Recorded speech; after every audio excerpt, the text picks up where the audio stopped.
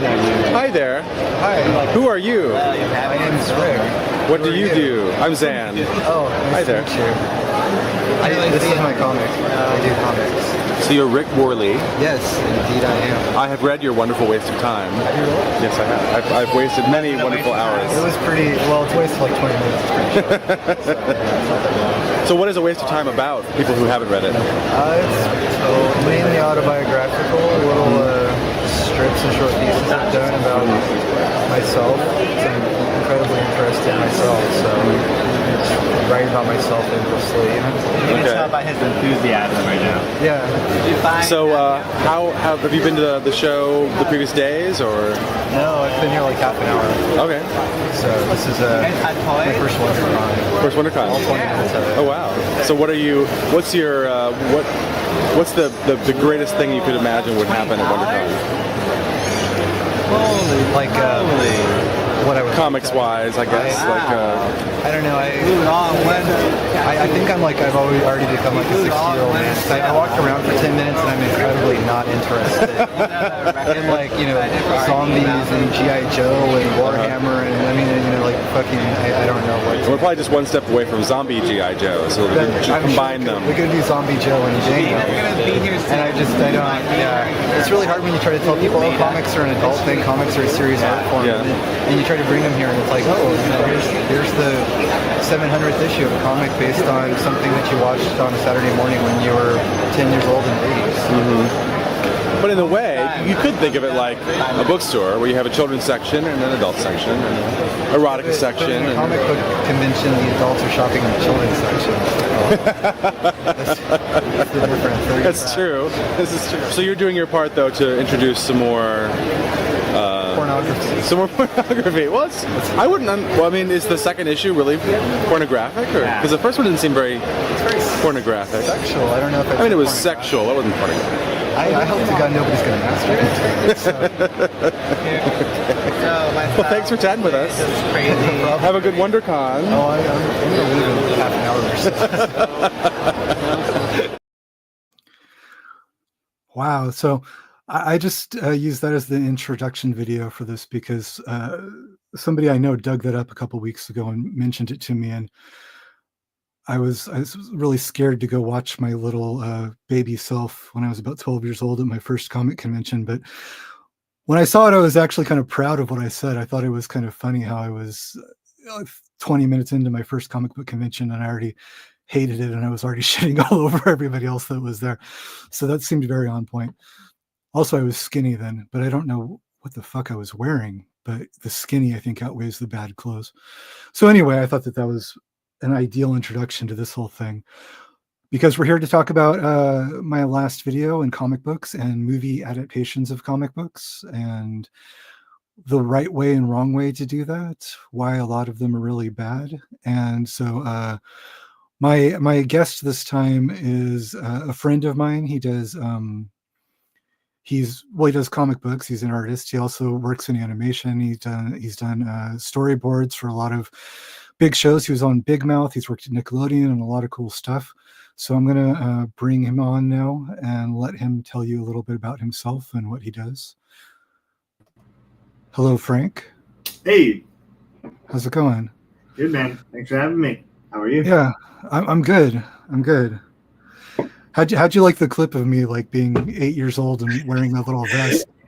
The outfit is very early 2000s. It's that thing of like, it is the very young guy cartoonist who like Crumb broke the brain. You're seeing what comics are they can do, and you're just like, it has that vibe to it. It's very funny.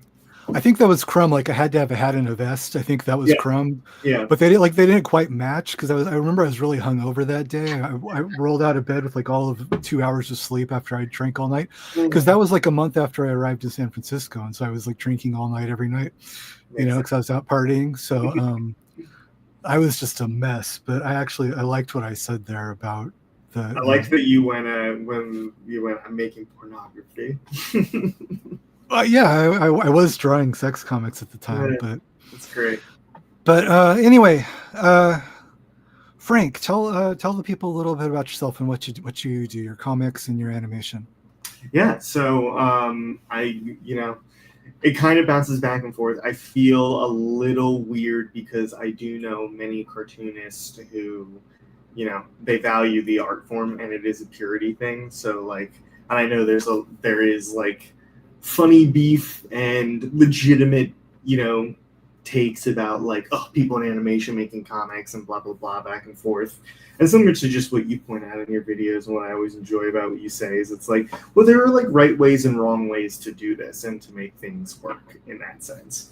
So like animation really did come first, but I always love but like also cartoon. It's all cartooning to me. Like it is a cop out to be like, I never wanted to be an artist. I wanted to be a cartoonist, but like that is what I wanted. I did learn later in life, legitimately, you should get better at like drawing, get better art skills, comprehend things, and then that'll only make you a better cartoonist. So really, it's like, I went to school for animation. So it's kind of like, okay, I'm in a lot of debt. I need to pay that off, and animation will pay that off. But it was also like fucking hard. I moved out to LA, and it took like 7 years to get a job. I was just working in the comic book store and as a waiter. And really, especially during that time, and I was working in a comic book store in Philadelphia as well, but really still pretty on to mainstream stuff only. Like I remember reading Joe Matt in college, and it really hitting, like, I read Spent. That was the first thing I ever read by him. And I was like, whoa, that hit home. That was great. It like really moved. So I was like definitely always willing to go the route of like, because I knew who Crumb was. So like I was never not willing to go, but I was just still really in this like mainstream mode. And then once things got really boring and I was struggling to get better at animation and break into animation in general, I didn't want to stop cartooning, but I was like, well, where does cartooning start? Cartooning starts at comics. And it wasn't ever necessarily like, oh, make something to be animated, blah, blah, blah. That's just a given to me because I think everything goes. I'm also an anime generation where like when I was watching anime as a little kid and figuring out like what the fuck is Dragon Ball Z, and I found out it was based on a comic. And when I went and saw the comic, it was like, holy shit, they're saying like damn you, and they're like exploding each other's heads and there's blood. Like I want to check that out. That's way cooler than like Garfield. So that always went hand in hand to me of like, oh, these things can move if they were animated. So yeah, I don't know. I guess it was just a thing of like I fell in love with comics and like the actual art form, what true cartoonists can do.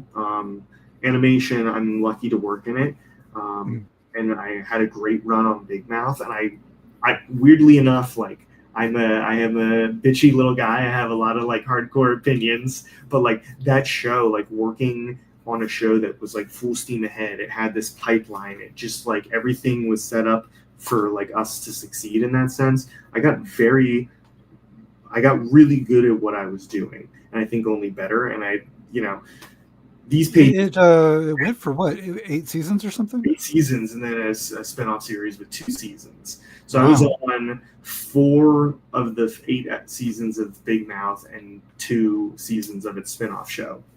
So during that time, I'm always doing freelance, and I work for like Meat Canyon. I do storyboards for him. I've done storyboards for Nickelodeon and like other YouTubers. I'm doing something right now that'll hopefully be coming out this summer. I could talk about it more next time I'm on, but all through that time, I'm working on this comic called Constantino, and I have other personal comics I want to get on, but like this, what we're looking at right now is like what I work on in my free time during Constantino. And it's just, during all my free time from like animation, it's called Constantino. And it started as a parody of John Constantine, Hellblazer comics from DC. And then literally it was just my old coworker and I just being like, he's Italian and his name's Johnny Constantino and he's a drunk guy. And it just kept writing itself, but it kept evolving and evolving. And finally I was just like, you know what, man, let's just go back to like no one is like, we're just going to make it all ourselves. Like, let's make these into comics. And like, honestly, through my knowledge of especially mainstream comics, I was just like, let's just make it as long as it needs to be. This first issue is like 58 pages. And honestly, when I broke it down into like what a shitty basic quote unquote graphic novel from like DC or Marvel is, which is like 4 or 5 issues stitched together. We have such a better pacing than those books. It did actually astound me to like pat myself on the back, because I've studied these things for so long, where I'm like, I know how to make a good fucking comic. I know how to pace a good comic. I can only get better at the art, but in terms of pacing, how a book works and reads and characters go through, I was like, oh, we have issue 1, 2, 3 as one book, and it gives you this story that fills you, but also saying like, hey, there's more. The pacing on DC and Marvel, recent DC and Marvel books, is especially a pet peeve of mine, because it's like they're writing to everything has to be the 22 pages, and they've got the last page has to be the splash page where they like reveal the villain, or like the other superhero shows up. I'd extend it even more to Image as well. I almost expect a DC and Marvel book to not impress me, but when I go to like a Marvel or Dark Horse now, even especially with sales the way they are, like both stores I worked in, both comic stores I worked in throughout my life are now no longer with us. They shut down. That sucks. And I just look at the sale where it's just like, I even do it myself now, where I'm like, what's the fucking point in buying these single issues if they're just these 22-page cliffhangers that I know are going to be collected? You're not like having an editorial in there that's like really interesting. And some do. I'm generalizing right now, but I do like scratch my head at like, what are we trying to do? And it's all the same names. That's really what the inspiration was for Constantino, where it was us just kind of being like smirky little punks, but being like, being like very much working in the context of like mainstream storytelling, like hero's journey. It's a genre piece, but let's make it exploitative and really adult. And if it's a parody of Hellblazer, he's a drunk magician, he's a drunk master. So everything is based on being drunk, and so it starts out with him meeting his sister for the first time in 5 years, and he's just essentially drinking himself to death. His liver's failing, and his one wish in life is just to drink with no consequences. Drink with no consequences. That's all he wants. He just wants to be a bum with no consequences. And who doesn't want that? So he meets Bacchus, the god of wine, who's like, I can help you do that. I can give you this liver, Prometheus's liver, that'll let you drink forever. If you help me kill God, the guy who like made you guys to die, and it goes from there. So that's the autobiographical element, the extreme alcoholism. Yes. This bourbon coffee does not lie. Oh, is that bourbon coffee? I've just got caffeine as my drug of choice. So, like, describe this page a little bit. So yeah, just in terms of like comics, right? Talking about what a comic is, what's the difference between it and animation. I really like visual storytelling in comics. There's nothing more dull to me, whether it's a high-end art book, and there's plenty of those that are snooze fest, or a mainstream DC Marvel book, which are also snooze fest, where it's just like heads that are just placed and talking and doing nothing, no emotion, blah, blah, blah. It's like, what the fuck is the point in drawing if you're not going to have them emote anything? And I'm not claiming to be a good artist. Again, I'm just trying to be a cartoonist. But the goal then is, if I know I'm lacking in a lot of like who I admire, who I think are like the best cartoonists, and I'm like way below them, then it's like, okay, then I'm a little hack. I'm working Roger Corman style, and that's fine because I'm really busy. So the point is just to make it. So every drawing on here is a little messy, and it's like, whatever, it's a comic about a drunk guy. So just lean into that. And my goal is every page should not be boring. I want every panel to, and I'm not drawing it on model ever, so every panel needs to have an energy and feel good and bombastic. If the characters are talking normally, I want their personalities to be the joke. I want their poses to be funny or serious, There's a good energy to it. I mean, it looks pretty polished. It doesn't look hackish like you're talking about. I like the line weight is really good. It really, you got so many little details going on, but the line weight is really strong that it frames stuff so you can spot what you're supposed to spot. Your eye goes to the right place. I love a thick and thin line. I have a buddy, Green, and he's a great cartoonist and animator, and he and I like will nerd out about like thick and thin lines. Like in animation, it bums me out that it's most adult shows and most every show is like one solid line. Whether it's like physically hard for me to watch stuff like a lot of the DC animated movies where every line is this, because it's all done in a computer now, and every line just swing and a miss. So Yeah. many of those where I'm just like, this is a parody of John Constantine, right? I have a special place in my heart for the original run by Jamie Delano, and Garth Ennis had a great follow-up, but it's just like that animated movie, I was just heartbroken. I was like, oh my God, what a missed opportunity.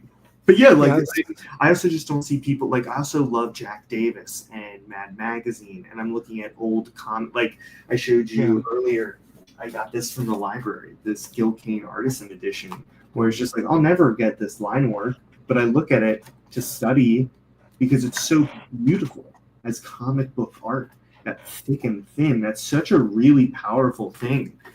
And this comic is in black and white with a little bit of color later. Once it gets into magic, and like fighting and stuff, I toss in a little bit of color, but it's kind of black and white by necessity. I was trying to find, I have some of those the Fantagraphics EC artist editions that are like Jack Davis and Wally Wood. I love those because I love to see it in black and white, because just you see the way they use black and the way they use negative space is so amazing. So I have the Wally Wood and the Jack Davis one. Page is the bottom right panel with him holding the dime. Initially, I had like a very detailed drawing of Johnny's face, and it kind of overpowered, I think, what was a stronger draw. I'm really proud of that hand, and I love mixed media stuff.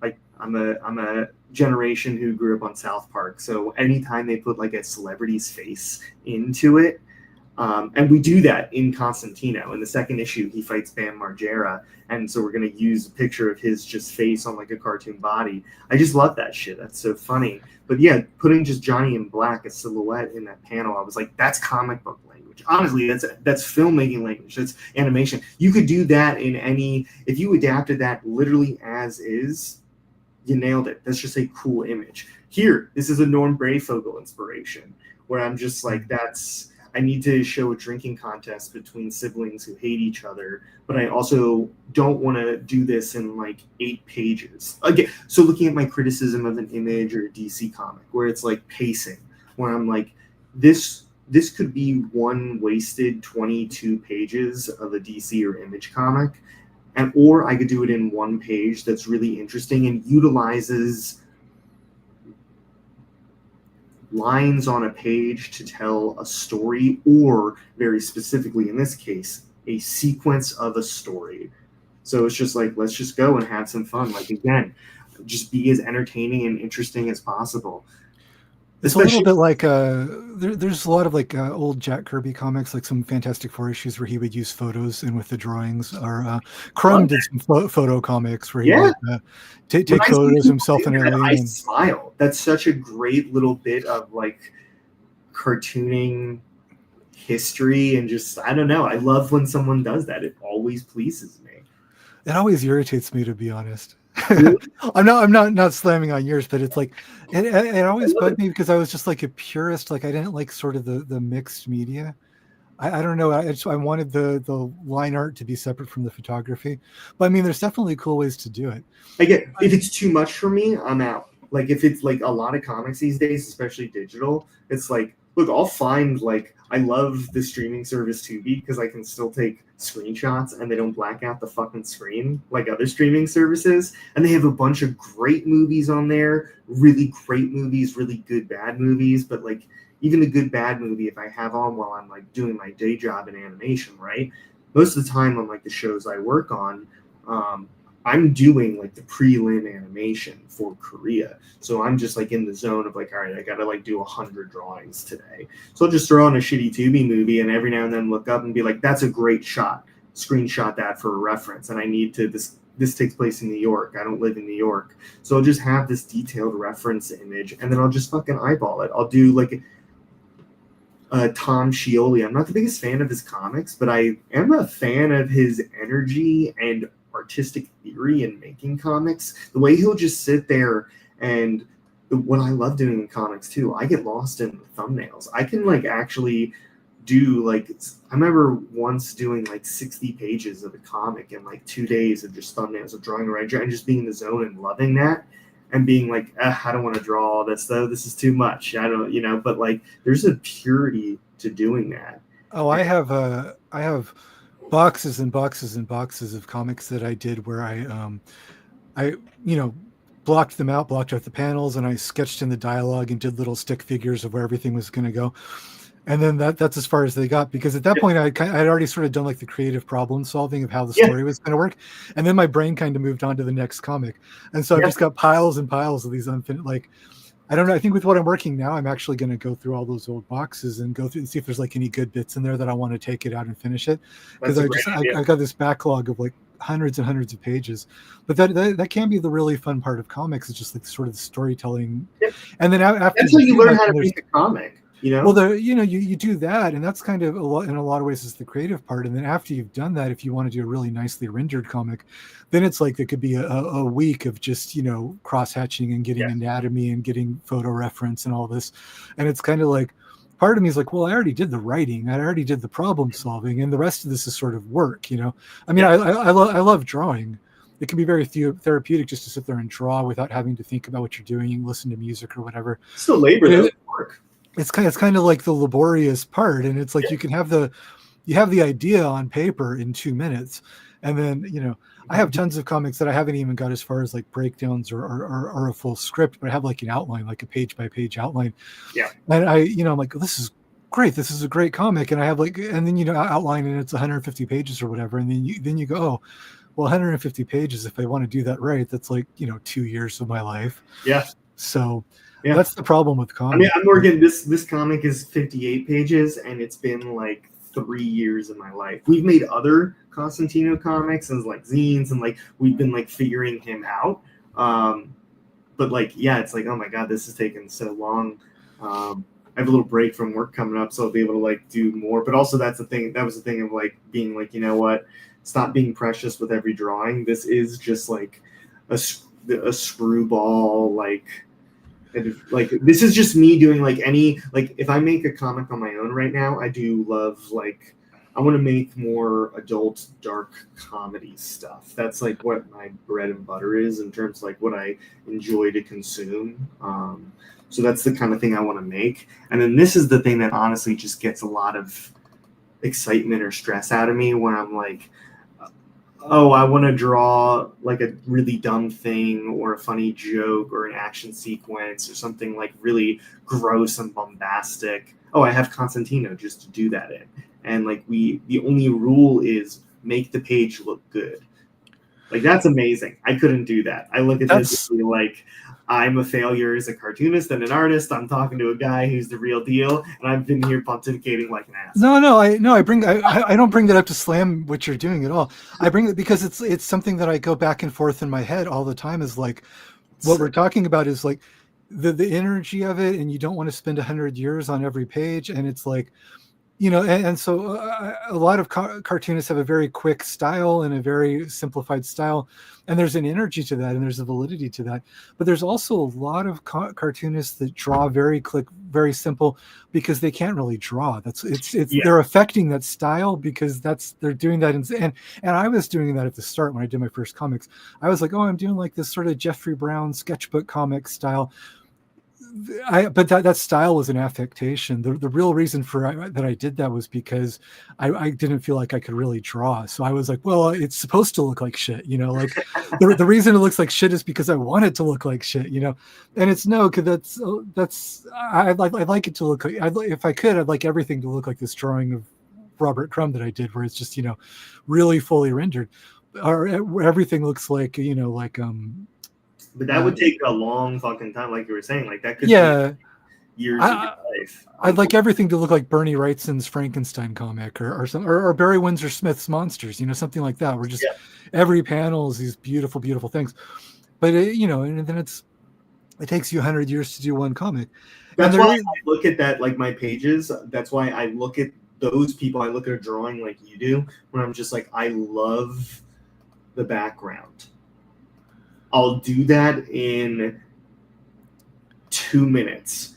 not in an egotistical way, just in terms of like, I want to get that energy. I want to get that like, oh, that classic cartooning line of just like black and the cross hatching to make it look like lights are in the background. I want that effect, but I'm going to do that as quick as possible and keep going. Another banger.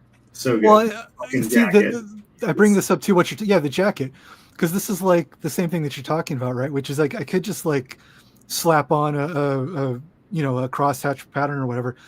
But I have, I apologize. I don't mean to interrupt you, but when you say that, I just want to go back to my comment of doing my hatching in like 2 minutes. I'm still doing that all by hand. I'm not using any like. Yeah. And you can tell the difference, obviously. Okay, gotcha. No. I wasn't talking about your work. Gotcha. Example of the bad stuff. No, I'm just like, but it's just I haven't. Okay, I'd like the jacket to look this way. I want it to look like this, and then you sit there and it's like, well, I spent like 3 days doing this fucking jacket, and it's like, well, is that really? It's at some point. I know for some people it kind of like impedes the comic because that level of detail, it's harder to read for them, because your eye kind of stops on it rather than your eye just zooming through it as a story. You're kind of like sit there and examine the drawings. So I don't know if it's actually better comics to do it that way. Well, I mean, we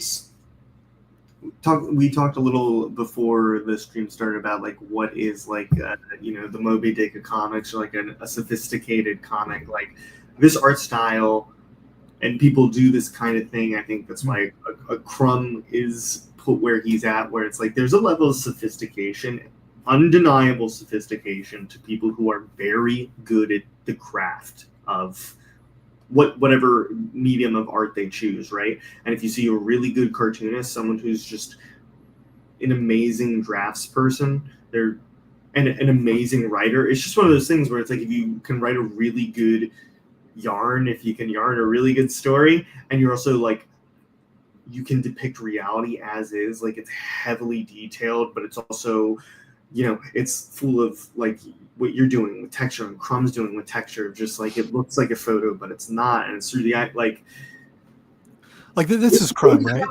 Heads, because it's an undeniable thing of like holy shit, like that's really good. Yeah, this drawing is Crumb, of course, and it's like I could just stare at this for a week. I get drunk off looking at this stuff, and it's just he just wanted to draw some woman's giant ass, but it's just just the his handwriting is also so beautiful.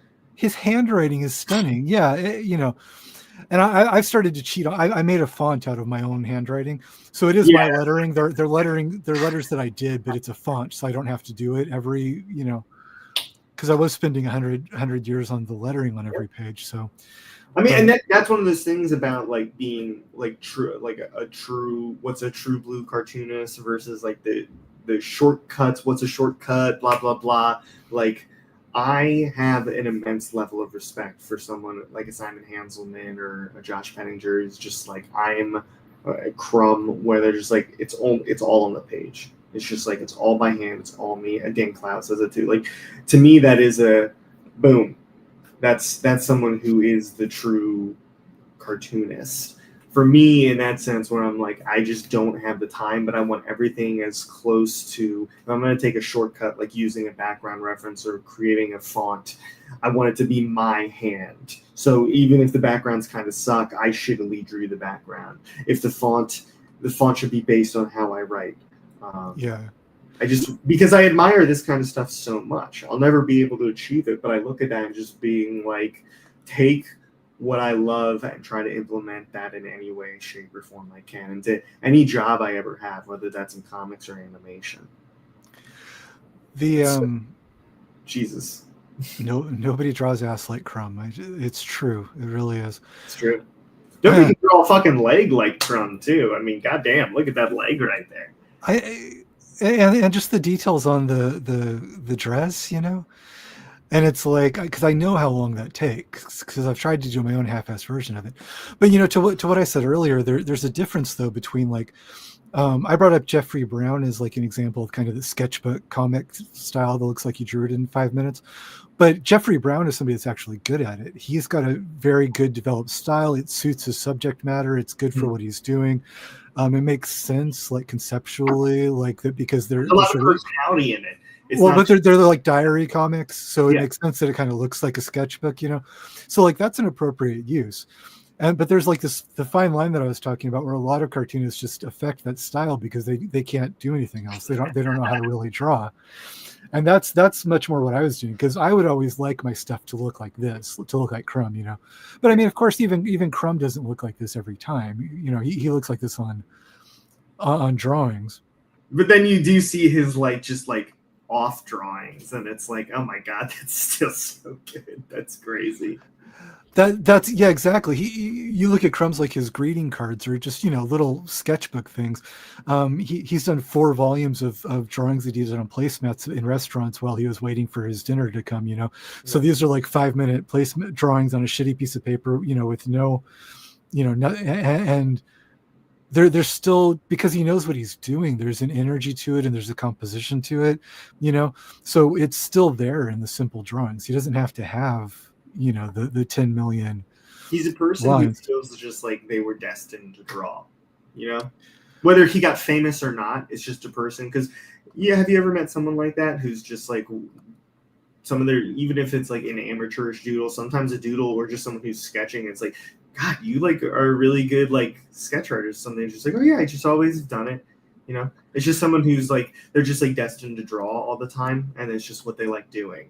Yeah, I always had like a natural, like when I was, whatever, little kid, whatever, I could just pick up a crayon and like if you told me draw a dog, I could draw a dog, and I just had like the natural aptitude. But I didn't have the to draw like Crumb does. That's a lifetime of just obsessively drawing every day. And I always liked writing too. It wasn't just about drawing for me, so there was like Same. there was a lot of having a nothing story with that looks amazing.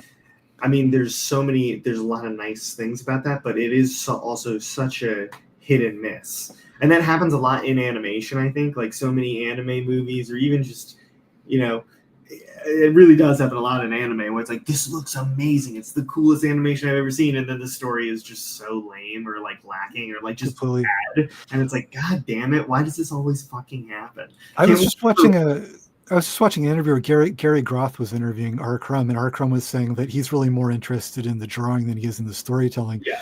And that he doesn't care so much if it has a story. He wants it to be something that, but the thing that makes him great is that there's even like in his single panel drawings that aren't a story, there's an idea behind it. He's expressing something. There's like a concept to it. Whereas he's writing short thoughts or ideas out, though. He's not writing like a novel or an essay, but he's writing a sequence of something. Like he's writing, it's like a sketch or whatever. I saw him at a Q&A like about 10 years ago, 12 years, when he was doing the Book of Genesis. He did a Q&A in San Francisco, and I got to ask him a question. And my question was, I asked him if he'd ever want to do something like that was long form, like the Book of Genesis is 300 pages or whatever. Yeah. I said that if he'd ever want to do like a 300-page graphic novel of his own story or his own character, and that what he said was that he really loves the 30-page floppy comic book format, because to him that's like a short story or a poem or something, as opposed to a novel. And that's valid. That's interesting that he likes doing these little I think that there's only so long that he can sustain the whatever the particular style and a particular mood and everything. Well, he's a big fan of music, and this is a little like lame theory I've been working on in my head. I'm reading a book about the Cramps right now. I'm really into them, and I have no musical talent, so I get really inspired by musicians because I'm in awe of them. But I'm like, I'm just like, man, everybody loves music and wants to be a musician, but not everybody can be. But like, they want to bring that energy into their art, like, an animation studio or like a show, treat a season like an album or a comic, like this and that. Crumb he's a musician himself. He likes albums. He likes Mhm. finding like a 7-inch or something where it's like, oh, it's just a song on this side.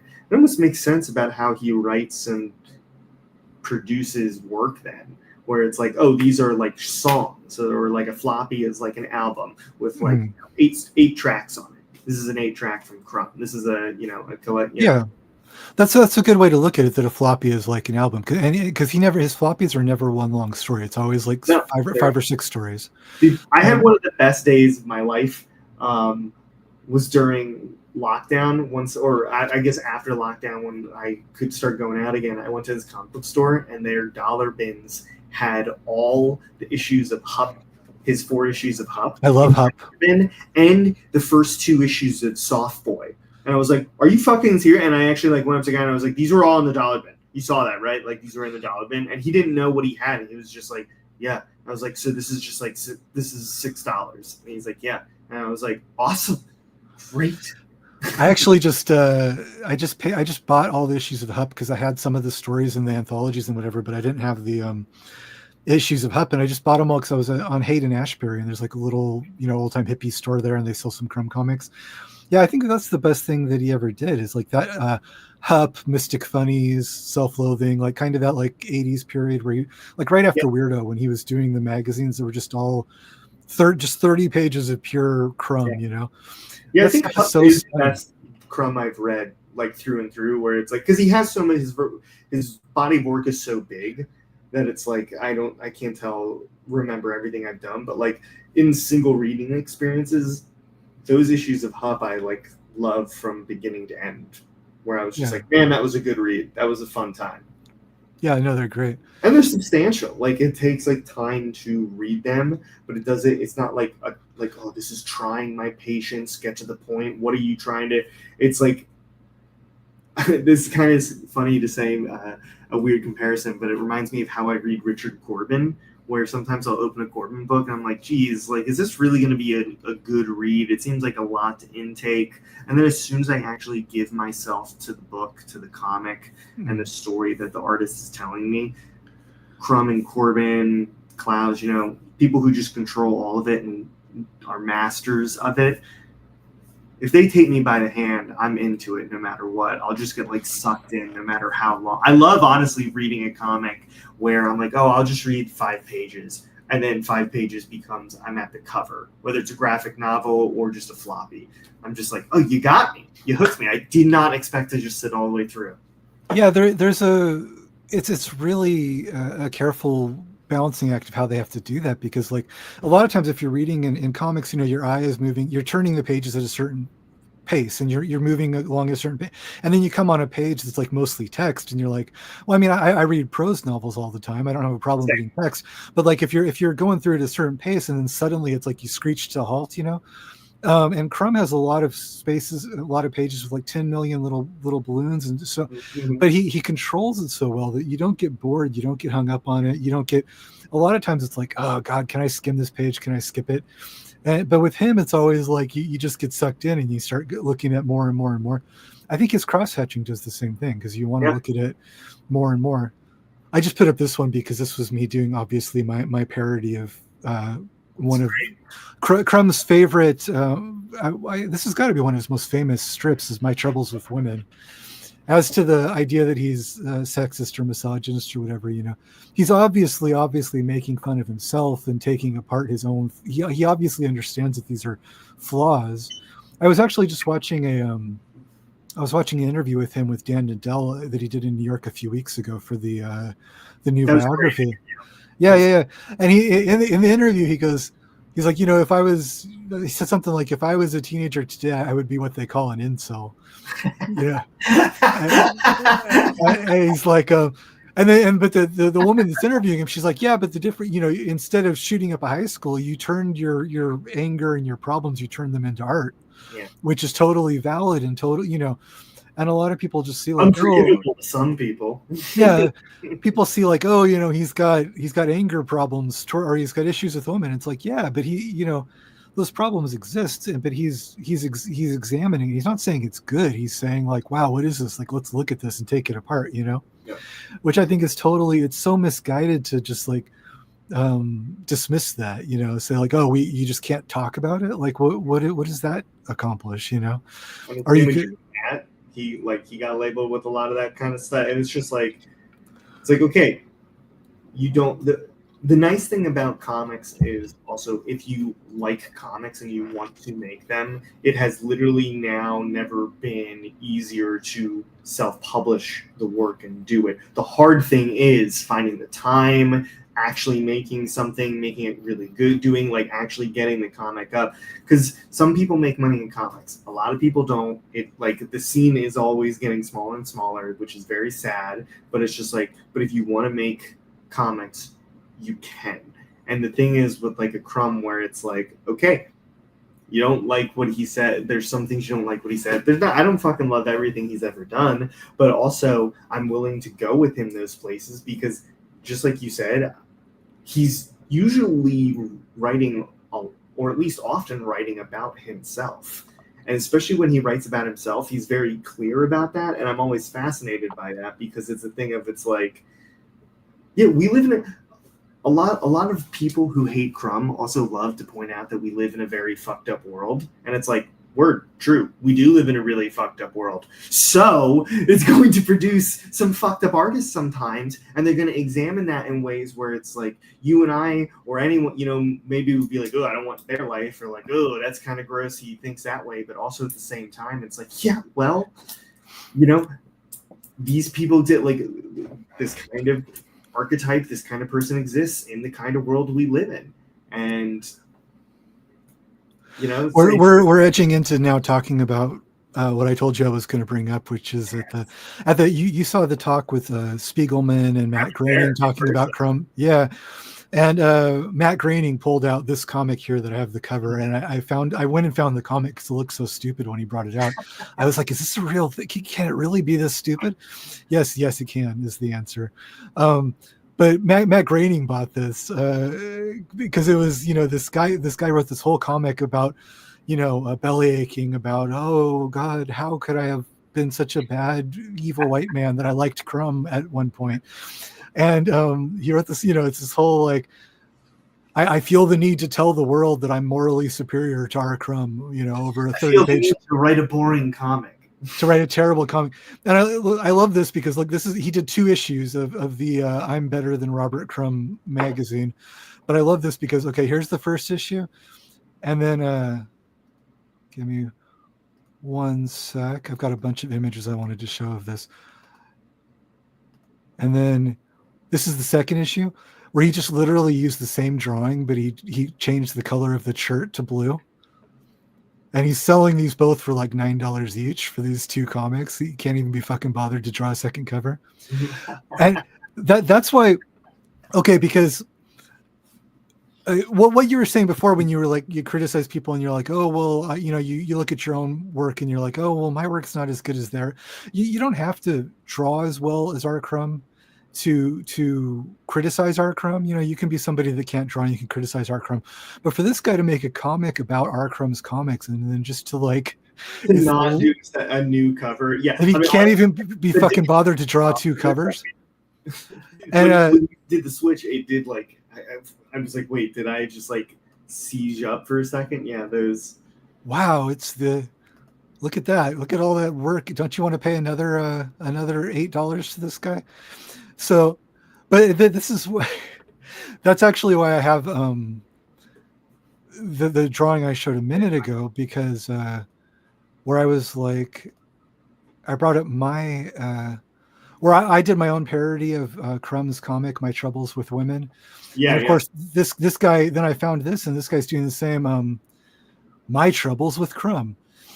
And I just brought that up just to show that, like, because he's doing the exact same thing that I did, the same logo and everything, and the same guy sitting on the couch, and we're doing a parody of the exact same 2 panels from Robert Crumb that I did a parody of in my comic. The difference is, I would say that, like, I'm not saying I'm as good as Crumb, but I'm saying that if I'm going to like do a straight up send up of one of Crumb's panels, I have the respect to like put in a little bit of effort to make it not look like dog shit.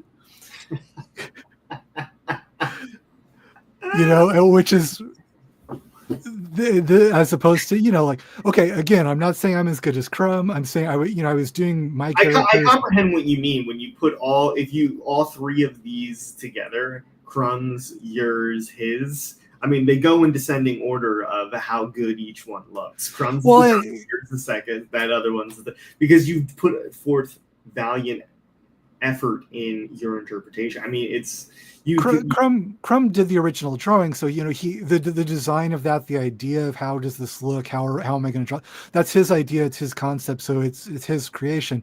And then I'm doing the parodies, so I'm putting my own characters, so there's a little bit of my spin on it, but it's the parody as opposed to being the real thing.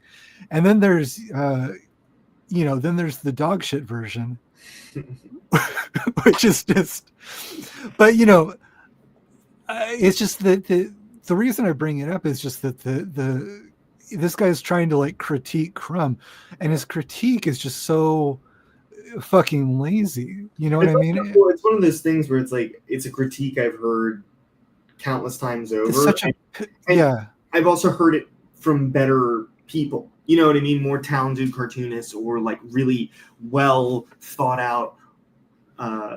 It's written in an essay or an article or something. And like Crumb in his book, in his talk with Nadell, I mean, for years he's literally been a person who doesn't shy away from any of these claims or criticisms either. He's like, yeah, you can call me that. Like, there's aspects of that, but I'm not. No, that's he that was one of his conditions to Nadell, to let Nadell do the biography, was he said he didn't want to avoid it or lie about it. He wanted to confront that there's obviously upsetting, offensive things in his comics. That's deliberate, but you can't deny that they're there, And this is the first page of My Troubles with Crumb by this guy. And I like down here he shows he's talking about, with great shame and great apologies for what a bad straight man he is, that he talks about how when he was young, he used to be a fan of our Crumb, how horrifying being a fan of the greatest cartoonist the medium has ever produced. But he shows, I don't even like him when he's talking about when he was a fan of Crumb, because he's talking about when the 1995 documentary Crumb was released, I became a fanatic, and he shows himself watching it. Ha ha, these people are crazy. And he's like sitting there laughing at how perfectly goddamn delightful it all. That's Charles Crumb. So he's sitting there showing himself like laughing at Charles Crumb. Now, I think if you have like any kind of intelligence or emotional empathy, you watch that movie. Charles Crumb is a horribly tragic figure in that movie. It's very, very upsetting and sad.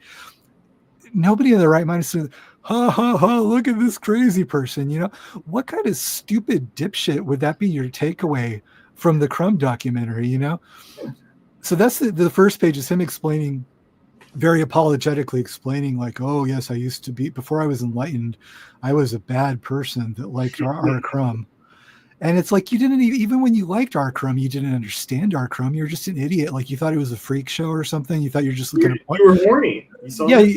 You're just like gonna point and laugh at these people, And then he sits there and blah blah blah, and then he's all but then he had an art school teacher who told him, I just thought you should know that I think our Crumb is a dangerous misogynist.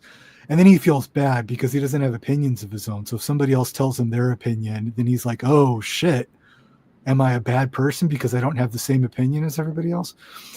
And so then he goes, oh, so then to be in that position too.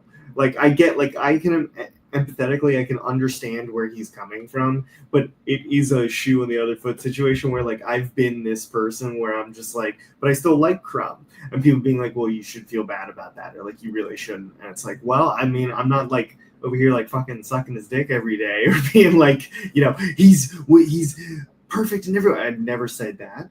I still like it. Honestly, he kind of reminds me of Osamu Tezuka in some ways, the creator of Astro Boy, where that man, Tezuka's so prolific and he made so many things, and of an era of like, when he drew like, black people, it was not in a good way. And every book has like a thing in the beginning being like, hey, heads up, like a disclaimer. Crumb's work doesn't have that. It's just lays barren for you. I understand why the Tezuka brand does it. That's totally fair. But at least they just plain out say it in like the historical context of time and this and that, blah, blah, blah. This is how he drew it. And it was in a mindset of like, this kind of person at this particular time, and we're not going to alter the art. We're just going to say, hey, this is what it was at the time. This isn't what our company represents now. And then you just go, great. And like when I read an old Tezuka book or some old Crumb stuff too, like this kind of stuff, this criticism of it, it's like, great, I've seen this before. Give me new criticism. Or like, this isn't the misogyny of Crumb's work isn't what I love. There's so much other shit I love about Crumb. Same with Tezuka, where I'm like, oh, I want to talk about this thing I'm not seeing any other cartoonists utilizing, because we're talking about this like old stick in the mud fucking like, oh, he's misogynist or this and that, or like. Also, even with Crumb, with the racial stuff is like there's a lot of it's part of comics history, the imagery, which obviously I'm not defending it or anything, but there was a lot of just sort of accepted imagery, the vernacular of comics for a lot of time that we would now consider very racist and inappropriate. Yeah. But that was just, so there's a lot of, a lot of older comics run afoul of that. Like you've probably seen people bring up like Dr. Seuss's World War II political cartoons, and people are like, oh, look at this. This is so racist. Well, if you actually read what Theodore Geisel, Dr. Seuss was doing, he was very liberal, very progressive, very against racism, but he did use some of the accepted comic book vernacular of the time. There was certain visual shorthand people had for how you would draw a black person or how you would draw an Asian person. And obviously, again, not defending that, it's not good, it's not okay, but it's not like he didn't invent that, like, oh, I'm going to draw black people this way because I want to stick it to black people. Yeah. That was the language of comics at the time. That was just the time and place. And he later in his life, he said, he's like, at the time we didn't understand, we didn't realize what that, the downsides of those images, but that was the world at the time. And he said, like, I understand now, it's not good, you don't know, whatever. It's the context of when he existed. And so, but with Crumb was a generation after that. And what Crumb was doing, though, Crumb was consciously looking at those images, and he was taking apart those images and saying, like, look at this stuff as a horror show. And he talks in the Crumb documentary about he was drawing some image of like all these comic book characters, and a woman walked up to him and was like, oh, it's so cute, it's so fun. And he said, to me, I was drawing the horror show of like American popular culture. That this was a nightmare world, like all these images. And so when he's drawing these like stereotypical blackface images and whatever, he's drawing. This was part of comics. You can't pretend like this wasn't part of comics. And he's drawing it to show, to him, it's horrifying and disgusting, right? And it's the same way he drew, he's drawing all these images of like Mr. Natural and the big baby, like, and she's like eating shit out of her diaper and stuff. And like, do you really think that he thinks that eating shit out of also, I mean, this argument too, that this guy is putting up, and even the discussion right now, it also I'll get to that in a second, but also anytime I hear this discussion too, it also conveniently leads out, I'm like, what about all the beautiful depictions of all those blues players that like time has forgotten, but our Crumb has not? And I'm being very serious about There's an aspect of like music, of culture at large in general, that is just being completely erased. And there are like a few shining lights that keep all kinds of subcultures alive. I'm reading this book about the Cramps, right? And they're rock and roll, and that comes from blues. And they're talking about Elvis and like old blues players and all this kind of stuff. And how like those people who started it would just get forgotten, or they get written off. And like, I got that book from the library where like Crumb draws the blues or whatever, like those blues players, and his thing, it's just like, no one else, like he captured how people look, and like his beautiful style, Arkham drew, where it's like nothing about this feels like he's drawing down or has hate in his soul in that sense, where it's like I can understand why the other images will piss people off. It's not a fucking image I want to draw, and it's not something I want to like intake all the time. But when you look at the other work on the other side of it too, it's like, okay, well, it's obvious that it's like he's doing something in that shit, even if it's not for me or for you, or like it's like, well, it's a very taboo, fucked up thing. I've really found out online a lot that when I try to talk about the stuff online, there's like a basic reading comprehension thing that a lot of people struggle with, between the difference between what the artist is showing you and what the artist is trying to say. And our Crumb shows a lot of really, really ugly imagery in his comics, and he's showing it because he's showing you something that he thinks is horrifying. There's Ghost World, the movie, in your list to go to the movie thing. It's like this whole bit is literally in that movie at the end with the old fast food images, and I remember seeing that and it did, like, that took me back, kind of the way I first saw one of those Crumb images, where it's like this like depiction of like a 1920s black image, and being like, Jesus Christ, holy moly. So the question is R. Crumb drawing this because he's a racist, or is R. Crumb drawing this because he wants to critique racism? And if you actually what does R. Crumb think about black people? The drawings that you're talking about, he obviously has. I mean, the biggest passion of his life is collecting antique blues and jazz records. He's obviously got a really deep infatuation with black culture, black music, all this stuff. That's where all that comes from, all that stuff that he's obsessed with. But he just fucking hates mainstream culture, and he's gonna talk about it, he's gonna write about it, and he's gonna ruffle feathers about it. And those kind of like blackface images and everything are a huge part of comic book history, if you know your comic book, which a lot of people critiquing Crumb don't. But I mean, that's it's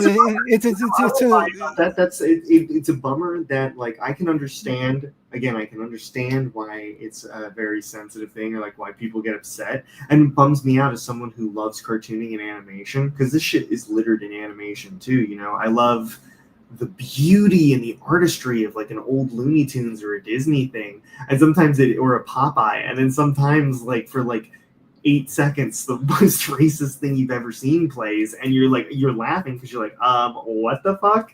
That sucks. And then it keeps going, and it's just a thing of like, yeah, it sucks that all that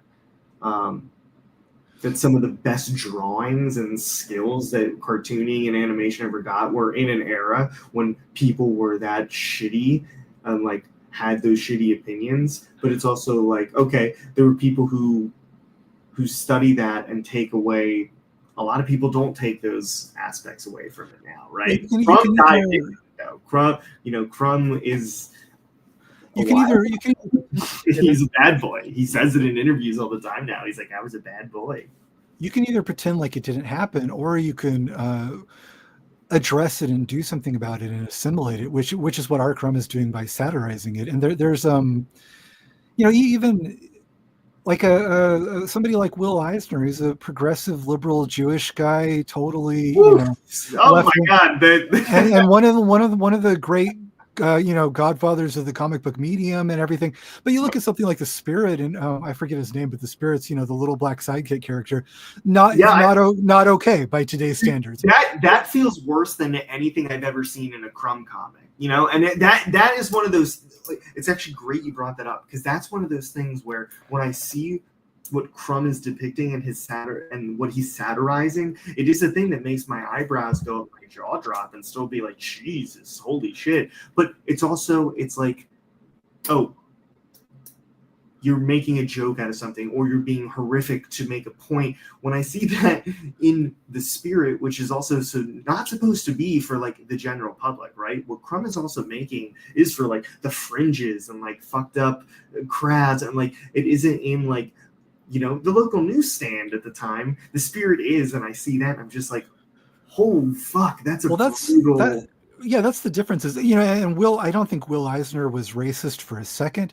I think he was at a time and place that he didn't realize how he couldn't possibly have realized how those images would look. He was an old guy who had some old opinions. There's I don't book. You ever read that? Well, I don't, but I don't think that he had any negative opinions of black people or anything. I think that was just the language of the time. But I do think in a way that's worse than Crumb, because that was somebody that was doing those images, and he just was kind of blissfully unaware that there was a problem with it. When Crumb is using those images, he's fully 100%.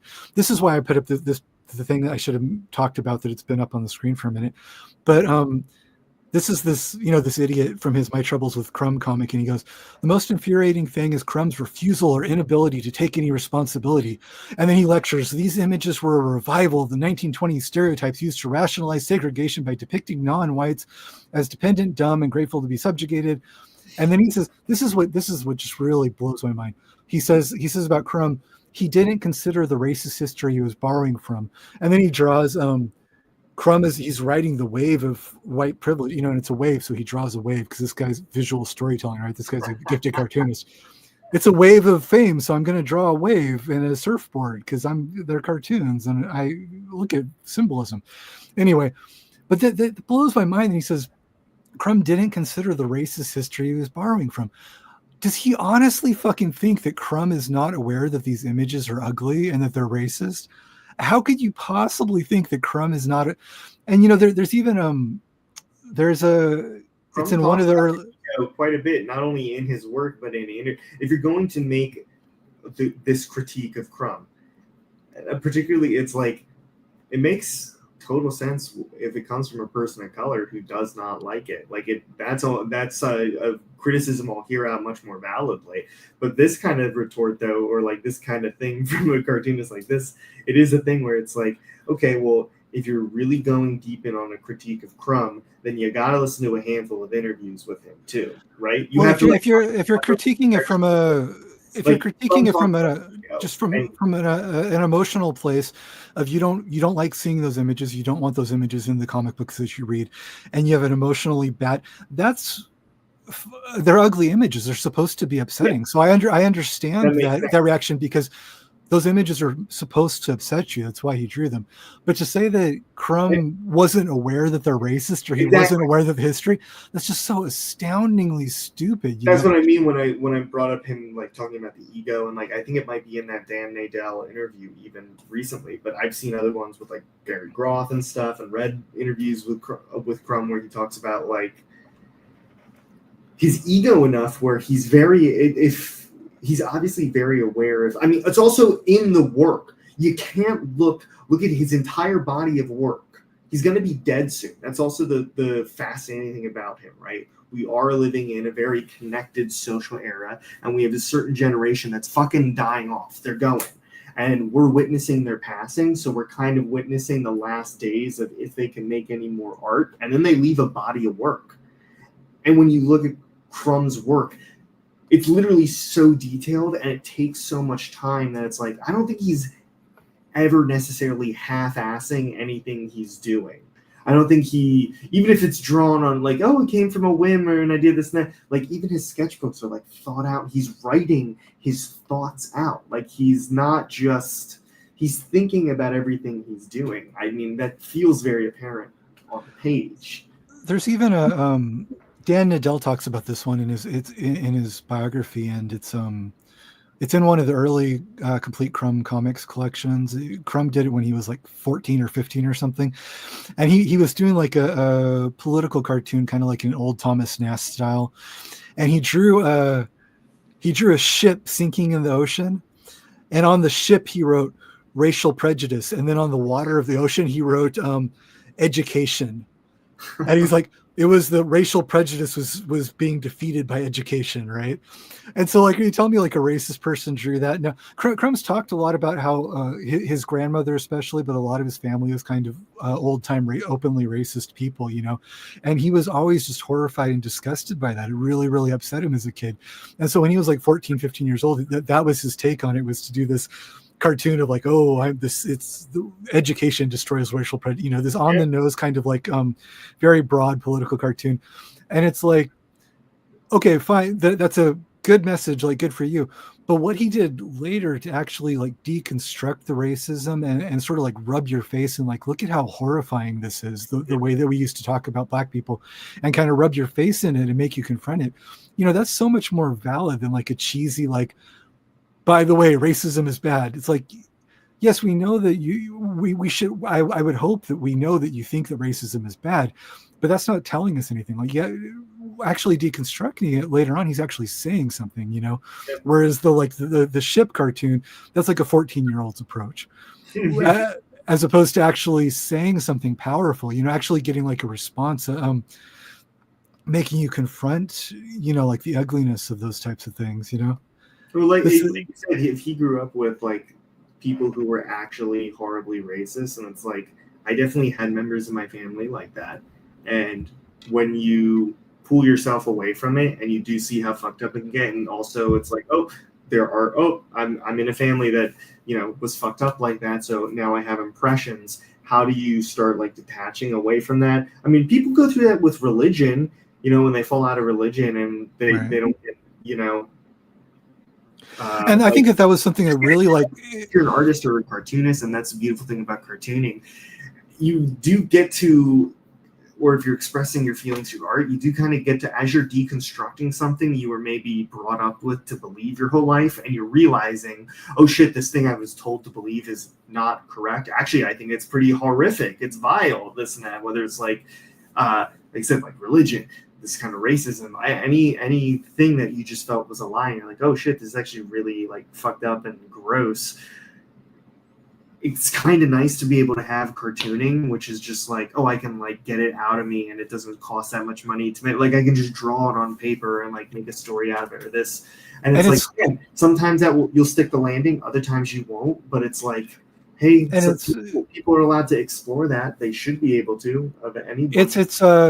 And besides the racial stuff, it's just conceptually, the entire first 20 years of Crumb's career, he was taking the language of comics and the language of American mainstream popular culture, and he was trying to deconstruct and subvert it. And if you ignore the racial stuff for a minute, if you look at all his Fritz the Cat and everything, the whole point of that is to take a Walt Kelly or a Carl Barks kind of funny animal Disney kind of comics, which that was a lot of comics outside of superheroes at the time.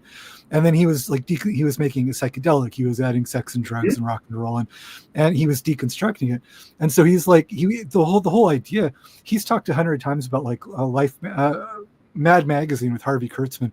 He was obsessed with that cover that was a parody of Life magazine, because it took Life magazine, which was sort of the culture of the time. It was on the checkout stand at the grocery store, and what Mad Magazine did was it did a parody. It showed the kind of dirty underbelly, so it kind of deconstructed it.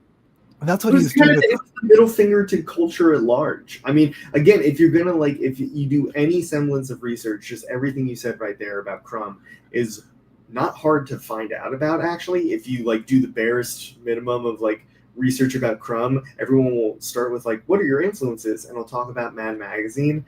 If someone says that that's their influence, again, that doesn't mean they're always going to be funny. It doesn't mean maybe their points will stick the landing all the time, blah, blah, blah. But they're obviously coming from a satirical place then, particularly if you are aware of the history of cartooning, and you really do give a fuck about cartooning and the people who made it and the statements.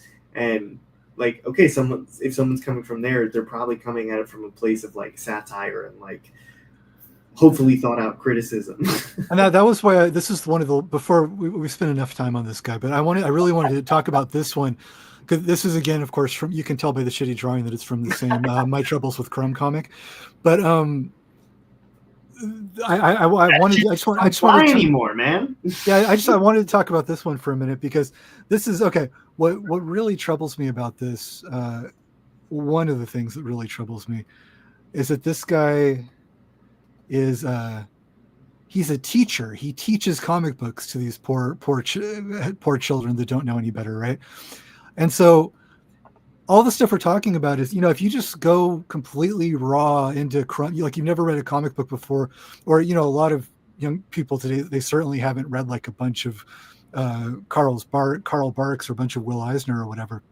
So if you just completely raw dog Crumb in it's your first comic book, of course you're going to say, wow, these are really, really painful, ugly images, and this guy's job as a teacher would be to tell people, yeah, but there's all this history. And so he draws himself with his students in class, and he said, in class there were spirited discussions about his relevance. And he shows the little hippie guy with his head bandana over here, why are we focusing on Robert Crumb? And it's well, your job as a teacher would be to explain that there's a very good fucking reason that you can't talk about comic book history without focusing on Robert Crumb. You talk to Art Spiegelman. Art Spiegelman, as far as respectable comics go, Spiegelman won the Pulitzer for a true story about the Holocaust. It doesn't get any more, adult and respectable.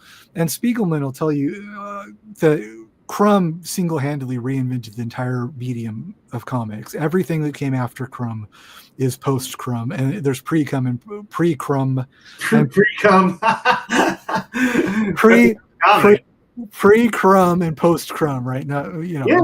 But they didn't choose the movement of the underground scene. They didn't choose to exist in the 70s, 60s, and 70s. I mean, like, everything that happens is also in the continuity of the time and like where the medium and the art form was, and so it just freaking took off. It's like you said, there's like pre-Crumb, post-Crumb, and like, yeah, when you see what he was doing, people were just, like, I love Spain Rodriguez. I don't really love how he writes. I've never really read anything. There's a handful of things I've read by Spain where I'm like, oh, I really like that. But most of the time, I'm just like, I really like looking at this. And I also, it's also fun if you like cartooning and comics and anime. It's just one of those things. It's like, well, we have a history. This thing has a history. That's this living entity, essentially.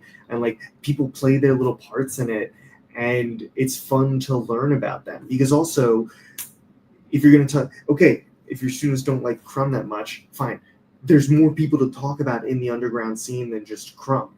There's like so many people to talk about who influenced him or were influenced by him. It's just like you're shutting the door. There's so many doors to open. Why are you just going to shut it? Well, there's people like Bob Dylan. Bob Dylan doesn't exist in a vacuum. Bob Dylan's whole thing, very much like Crumb was deconstructing old comics, Dylan's whole thing was Dylan was deconstructing folk music, blues music, all these the American songbook tradition, a lot of that stuff, and he was taking things and adapting it. What he did was he saw everything that came before, and he had a different twist on it, and he contextualized it into something new. And then, so there's sort of pre-Bob Dylan and post-Bob Dylan, because everybody after Bob Dylan was influenced by Bob Dylan, whether they realize it or not. And Bob Dylan became Bob Dylan by amalgamating everything that came before him, and create, and that's kind of what Robert Crumb did. And so it's like there's millions of people after him, and you could talk about everything that came before him, but you can't just pretend like he doesn't matter because you personally don't enjoy it or whatever. It's part of the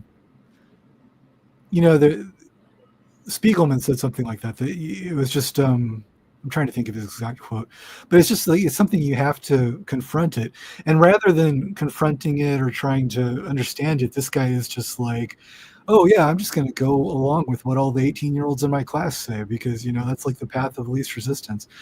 And it's such a crazy idea to me that, okay, for one thing, I don't think he's a racist or a misogynist. I think he dealt with racism and misogyny. But the bigger thing here that bothers me is, even if he was like a huge misogynist, why does that mean that you can't read his work? Why did Aileen marry him then? Well, it's such a crazy idea to me that you can only read work by people that you agree with. Yeah.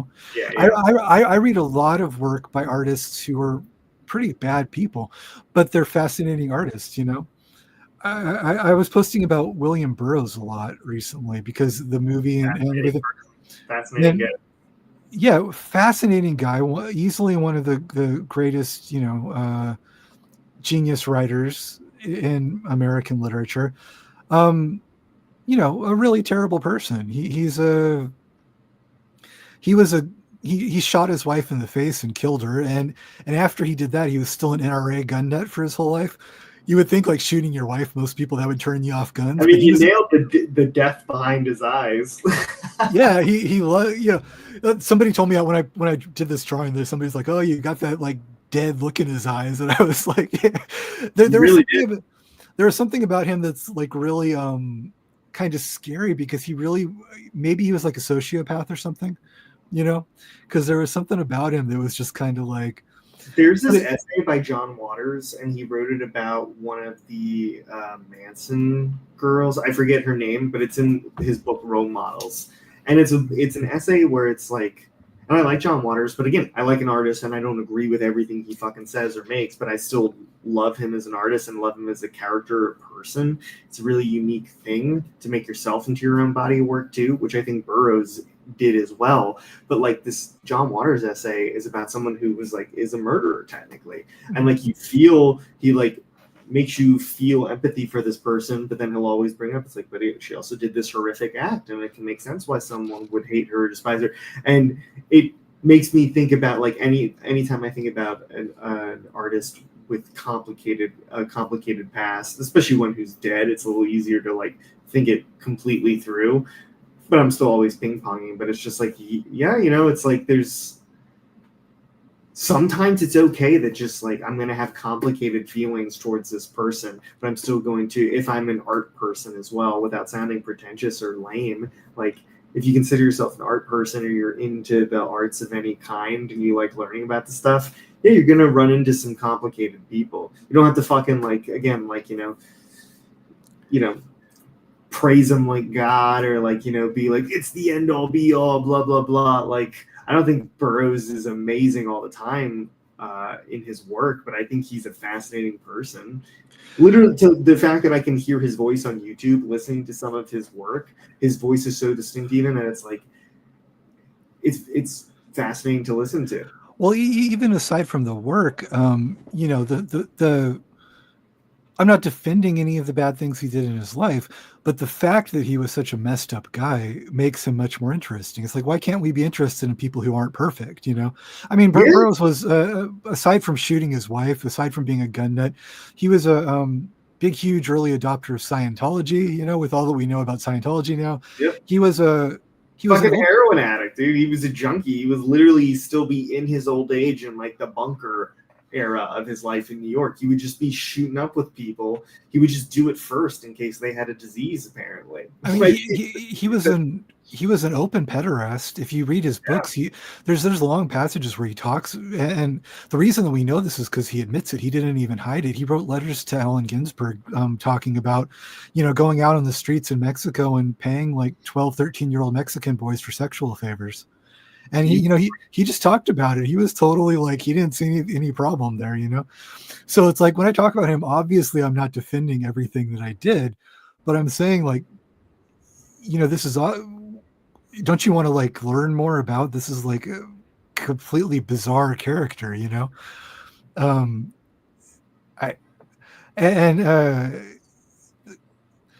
It just is so weird to me that people just want to like only learn about perfect people or artists that never did anything bad in their life. Like, what's the end game of that? You only want to listen to people that you agree with and that people that say things that you would say, you know? Also, I feel like these kinds of, well, again, maybe living or dead, but like in Burroughs' case with like him being dead too, it's like the more I find out about him with when it's like shit where it's like, yeah, that's disgusting, or like that makes him even more shitty. It's also like, well, that also, if I'm in the business of being a creative person, right? And I need to think of like, ooh, what's like a character that I need like the audience to not like, but I need the character to be interesting too. Oh, I know about this character, William Burroughs. Maybe I put that, you know what I mean? That's also something I like to take away from these very fucked up people, whether they're a figurehead or an artist. Sometimes it is a thing of it, especially if they're dead too, a thing of being like, well, you know what? You were a piece of shit, but so I'm going to steal your personality and utilize it for my own creative business then. Like, that's the penance you pay. That's, you know, maybe that's a lame way to look at it, but that is how I like to look at it. You know, sometimes I'm like, oh, that's, well, yeah, I mean, people look at it like if you support, so if you read somebody's books or something, that you're in some way supporting everything that they did in their life, that you're like endorsing them, you know, by that like by learning about something that you're like endorsing it, that you're going along with it. I was just browsing through pictures to put up on the screen while we're talking about this, and then I thought, oh, I've been doing the last few Junes for Pride Months. I do pictures of gay serial killers, just because. That's spooky. That's yeah, John Wayne Gacy, of course, but it, I don't know. It just, I'm not sure what point I'm trying to make, but it's just kind of like this idea that, Because when I talk to people about, because I like a lot of true crime stuff. I'm actually writing a horror novel, and I don't only do funny animal stuff, but That's cool. when you talk about serial killers, this is where I was going with it. When you talk about serial killers, you get sometimes people think that because you're interested in it, that kind of means like you think John Wayne Gacy was a cool guy or you like what he did or something. No, I'm not. I don't. I think he had a couple problems. I don't think he was a perfect person. He might have had a couple People who like issues. heavy metal have to go through that fucking stereotype too. There's people who are like, oh, you like this kind of music? Are you like a piece of shit? Are you this and that? It's like, nope. I like the sound of this. I mean, the serial killer. It's funny you brought that up because it's like that's one of those things that I'm actually kind of a big pussy when it comes to violence. I have learned to accept it in media, and like I've gotten a little bit more used to it the older I get. But definitely when I was young, I was like, those old Simpson moments where they like their jaws break when they're screaming. That's how I felt in like a violent part of a movie. And to this day, sometimes I'll still get that way. But it's like serial killer stuff, like it freaks me out, and it's something I've never been wanting to just willingly go down the rabbit hole of learning more about. But I have so many friends who are fascinated by it, or artists or I like artists who are really fascinated by it, that it's like, okay, I'll listen to you explore that subject matter for me then. Because that's also the thing I think that's powerful about art in general. And specifically, we're talking about comic books and cartooning, applying it right back to that of just like, oh, I don't really actually want to go down this lane for this subject matter because I'm not into it or it is too much for me, but I want to see you digest it for me and like spit it back. Like how are you going to handle certain subject matter? This guy relates to you, Frank. Hell yeah.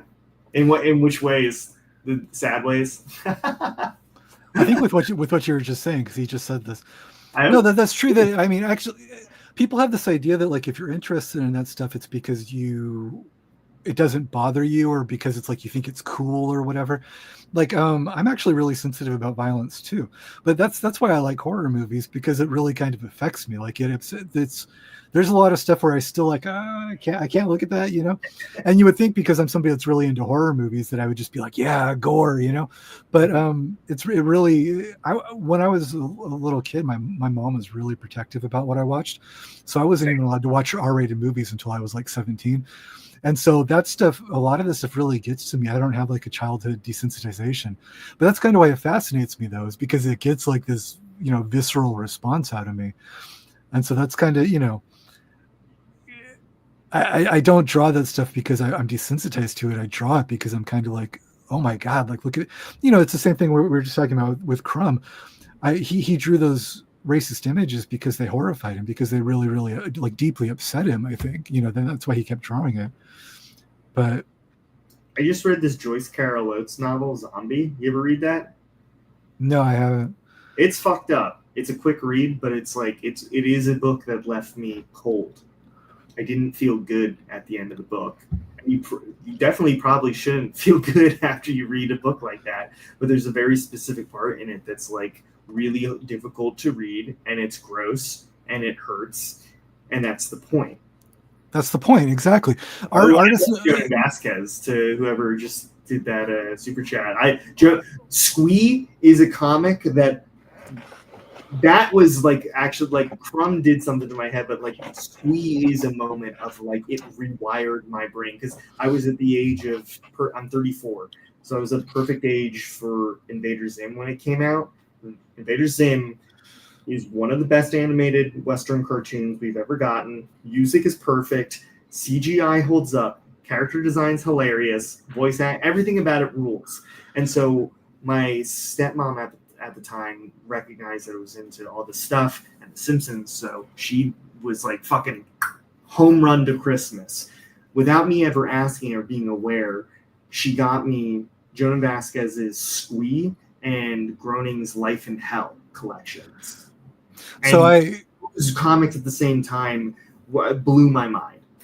So I am going to, we were kind of falling behind, but I am going to get to all the super chats, guys. So I'm sorry if you've been like waiting for me to answer a question, but yeah, it's funny that you would bring up Squee, because when people ask me about Jonah Vasquez, when I saw this comic, I love Invader Zim. I love Invader. I have the Invader Zim Christmas special in my Christmas movies list, and Hell yeah. Zim is great. But Squee is Jonan Vasquez's masterpiece. I love Yes. Squee so much. It's so good. It's you so know, funny. It's so fucked up.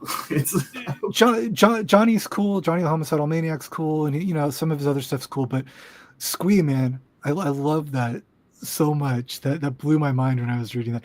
That was one of the first things I read, I guess like 20 years ago now, when I was kind of I read comics a lot as a little kid, and then I kind of went away for a few years when I was going to become like a serious novelist. And it was like in my early 20s I started discovering Crumb and adult comics, and it was during that period I found Squee, and I was like, it was just so fucking awesome. I still have all the original issues of that. Well, one of the things I love about Jonan's work, and especially Squee, is like I love cartoony cartoons, and there is a fucking subsect of people that like are real pieces of shit online who like that cartoony cartoons, and it always bums me when like just a handful of people weigh down a fucking style of cartooning. But I look at Jonan's, and there is that like the big circle eyes, and things can be cartoony and exaggerated and dark and fucked up, but it doesn't. I don't know. I'm just like especially when I saw it at that age, and when I still reread Squee, I'm just like, this is such good cartooning. Like this is what I just love about. There's something also that is very Bill Watterson-esque about it, because I love Calvin and Hobbes, and there is that like nib line. Especially once I learned what the nib was, and I like was rereading those, and that was like a lot of my when I would read Squee, I'd often read Calvin and Hobbes too. There is that like just did this impeccable nib line that like that has a familiarity between the two. I don't know. There's the connection. Jonan Vasquez is kind of like a nightmare version of like the Hanna-Barbera cartoon style a little bit, kind of like that. Some of his stuff. My friend got to hang out with him a few times when she lived in LA. And he does a live drawing stream sometimes, and she's popped in to draw with him. And I was just like, oh, that's so cool, Gia. Like, I love that sometimes when I like get to one of my favorite things about having fallen in love with comics and animation is meeting people like you and my friend Gia, just any friends really that are like within the scene and they're making something and like no other people are can like, oh, check this thing out, we're working. It's very exciting to me.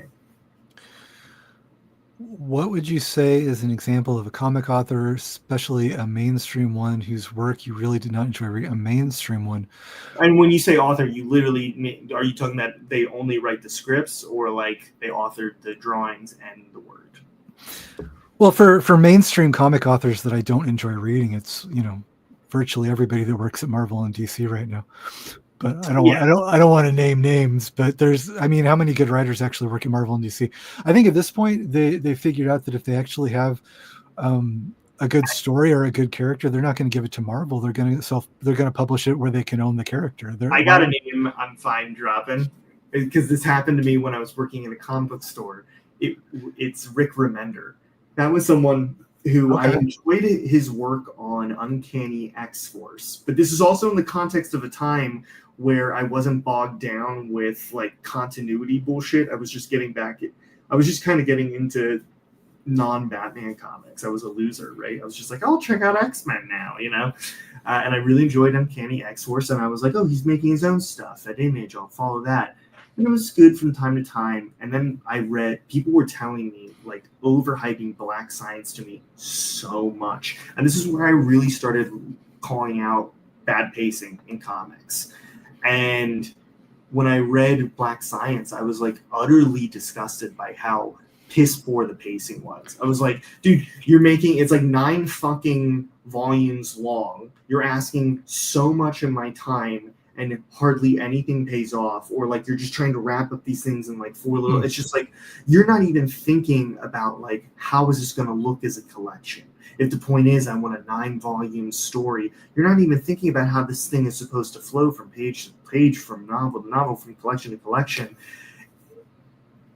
Once I started realizing that, and some people love it, that's fine. That's their thing. It isn't for me, and I could see that if I sold the book and someone dropped it instantly and they were bummed, like, oh, do I want to read comics? It would bum me out. Where it's like, oh, there's other better ones like out there to do that. And so yeah, when I just get that vibe from a comic now, and particularly it really is just from like mainstream or like, you know, Image is mainstream to me, Dark Horse is mainstream. Image has become so, you know, I was just thinking about, I mean, I've got like a shelf right here. I've got every issue of Spawn in the compendium versions. Just because when I was a little kid, I loved that comic as a kid because it pissed off my mom. She thought it was satanic and everything. It really upset her. So I thought it was so cool. Like there's demons and shit, you know. It was the perfect bitch. But I like there, you know, okay, the early issues of Spawn, right?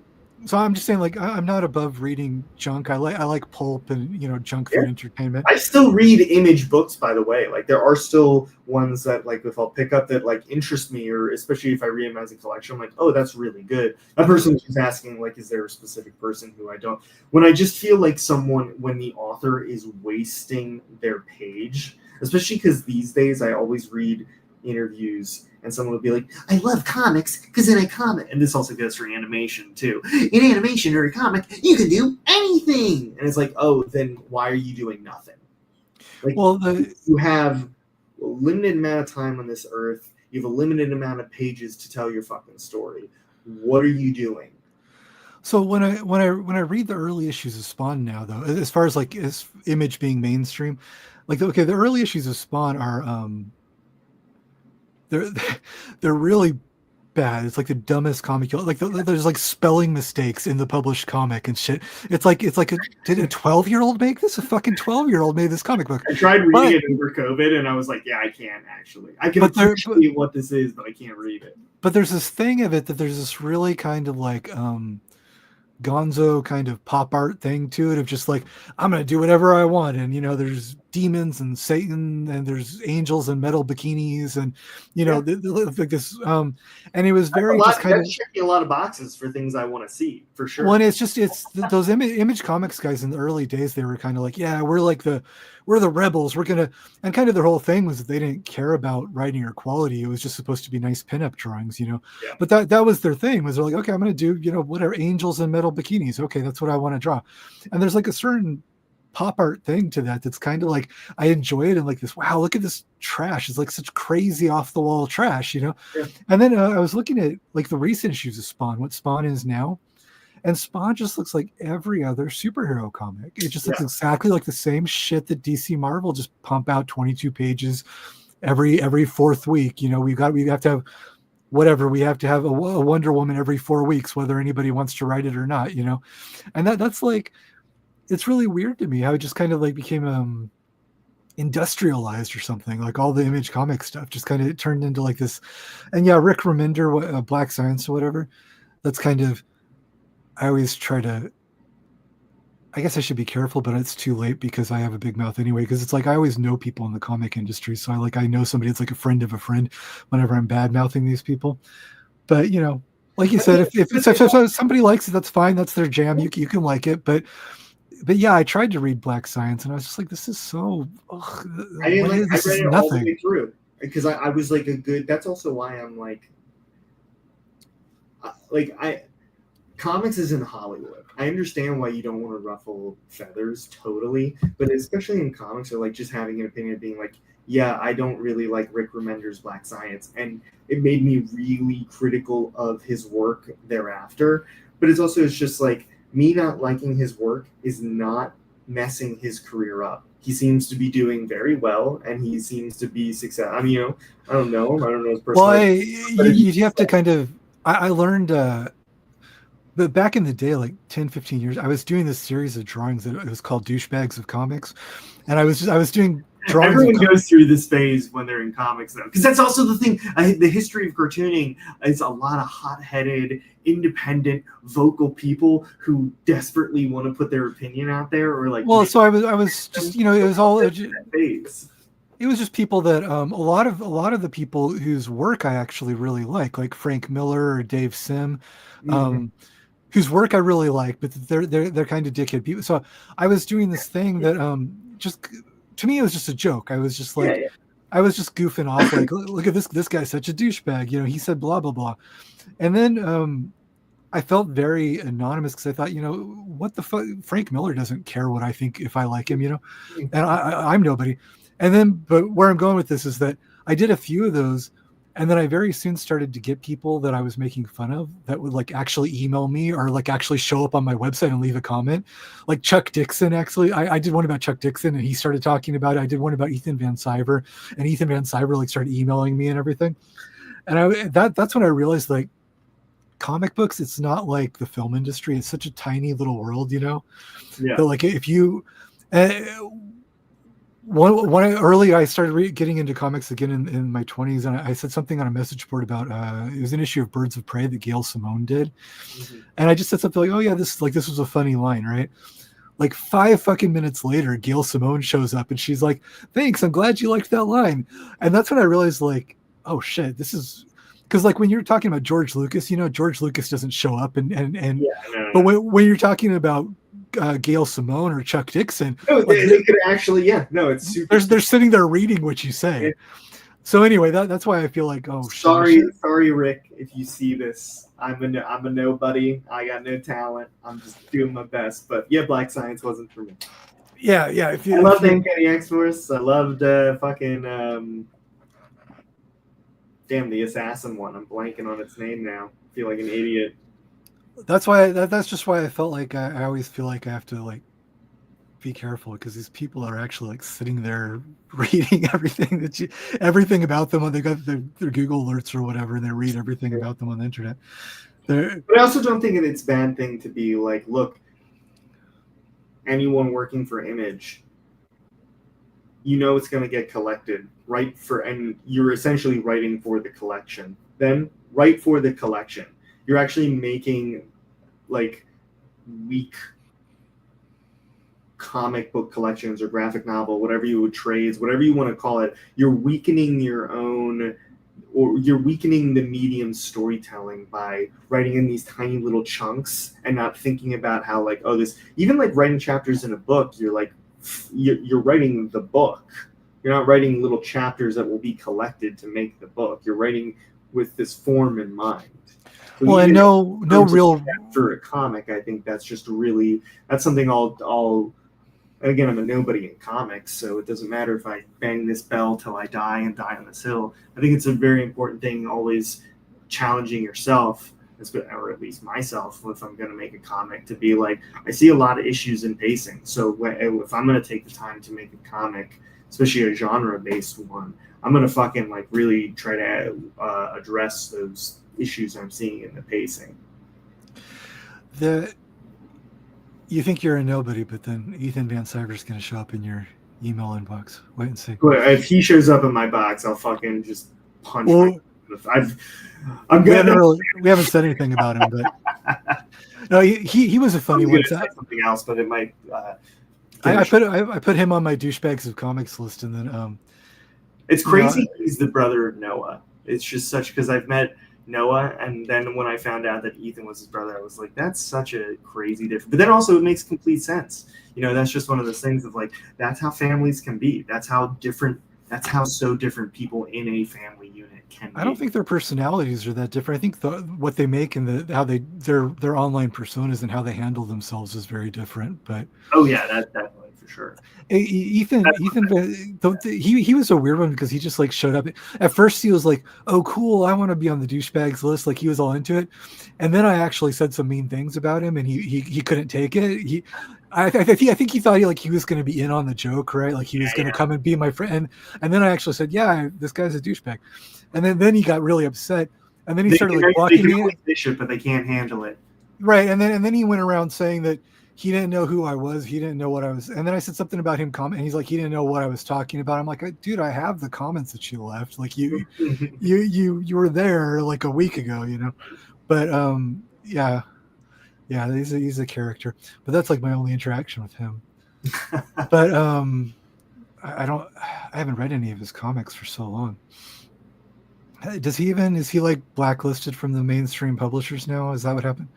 I know, dude. I am so far removed from what is mainstream because the store I used to work at was where I was shopping, and where I live was actually only like a 10-minute walk from me, and it shut down last year. R.I.P. Earth 2 Comics. I was really bummed. That like broke my heart. So I'm so out of like because so little of it does really interest me from like the superhero stuff. Where I'm just also I was been reading Batman since I was in like late high school, early middle school. There is just a point where like when you just see something never pay off or a company just like I feel like I'm being ripped off as a viewer or a reader in the sense of like with those kinds of stories now where I'm like I want something that feels like it's gonna matter or pay off. What are your thoughts on Superman 1978? I think somebody actually. I scroll up here. Where did it go? It's a solid movie. I think I saw it when I was too old to appreciate it, and if I saw it, and when I say too old, I was in college, so I was like getting into better taste, but also some things that were old for me where I was like, I don't know if I like this or not, or I couldn't see the appreciation in the context of the time it was created in. I feel like if I rewatched that movie now, I'd be in awe of a lot of aspects of it. But definitely don't remember. Don't recall being like, "Oh, that movie sucked." I definitely enjoyed it, and I could still be like, "Oh, wow, this is where so many things that I recognize in pop culture have come from." I'm trying to find because they were having a discussion about this earlier and it passed by, but now there's so many comments to scroll through. Where the hell did that comment go? I mean, they nailed the music in that movie. That's like, well, John Williams, yeah, classic. But that's like 80% of the movie to me in my brain when I think about that movie, which isn't a bad thing. Yeah, I can't play music, so when I hear music that like blows my mind, I'm like, how the fuck did you make that? That's amazing. oh, well, I lost this comment. I can't find it. Somebody was correctly said that I was asked this before, and yeah, when I saw the superhero movies that I have childhood nostalgia for, Superman wasn't one of them. Because when I was a kid, I just thought it was really boring. I didn't. That's the thing that probably took me out of it when I watched it myself, where I was just like, it feels like a series of and then events rather than like a structured movie or story. Well, I never thought Superman was that interesting. When I was a little kid, I liked Batman because I liked the bad guys. I liked the Penguin and the Joker and stuff. And Lex Luthor is just some bald guy, Yeah. It wasn't colorful enough for me as a little kid. I mean, I got lucky. My first Batman was the Bruce Timm animated series. So off the get-go, I was like spoiled rotten, where I was just like, this is very good and cool. And being an animation fan, like even as a kid, I just knew what good animation looked like. And it really, like when I could see the downgrades in later seasons, it would break my heart. I know more about the industry now, so I know the sad reasons why that stuff happens. And there's little that a lot of people can do about it who care about that in the industry. But it was a bummer as a fan to see all that, where it's just like, oh man, this started like it's so really good and different and unique, and the animation was so good. The Superman animated series was pretty solid in that sense, particularly the episodes that there's like 4 episodes that the scripts were like, I guess, lame scripts. So they got sent to the TMS studio in Japan, and they animated the shit out of those episodes. They look so good and smooth, and it's just one of those things of like, oh, if the Japanese had animated this entire series, this would have been. Well, the Max Fleischer Superman's the best Superman cartoon. The Batman animated series, the Paul Dini one, that's the best animated. It's so fucking painful what DC animation looks like now. It's just so ugly. It's so bad. It breaks my heart. When I see those, I'm like, in my head, I feel like a douche, but in my head, I'm like, oh my God, I would have boarded this Constantine movie so differently, and I wish it could have been a different script. It's just like one of these things where I'm just like, so many missed opportunities every time. Well, it's just the quality of just the visual aesthetic is so cheap and so rushed, and every line is, and there's no depth or composition. Like, it's actually because they keep doing these ones now where they're trying to adapt specific comic books. So they've like they did Dark Knight and Frank Miller, and they did All-Star Superman, Frank Quitely. and they did a Killing Joke, Brian Boland, and so it's like you watch that and they're doing specific panels from the comic, and you compare like the Killing Joke cartoon to the comic, and you're like, oh, okay, so this is what that comic would look like if Brian Boland was a piece of shit artist who couldn't draw. You know, that's really what it is, and it's like, and so it's like, you know, like Frank. I love Frank Quietly.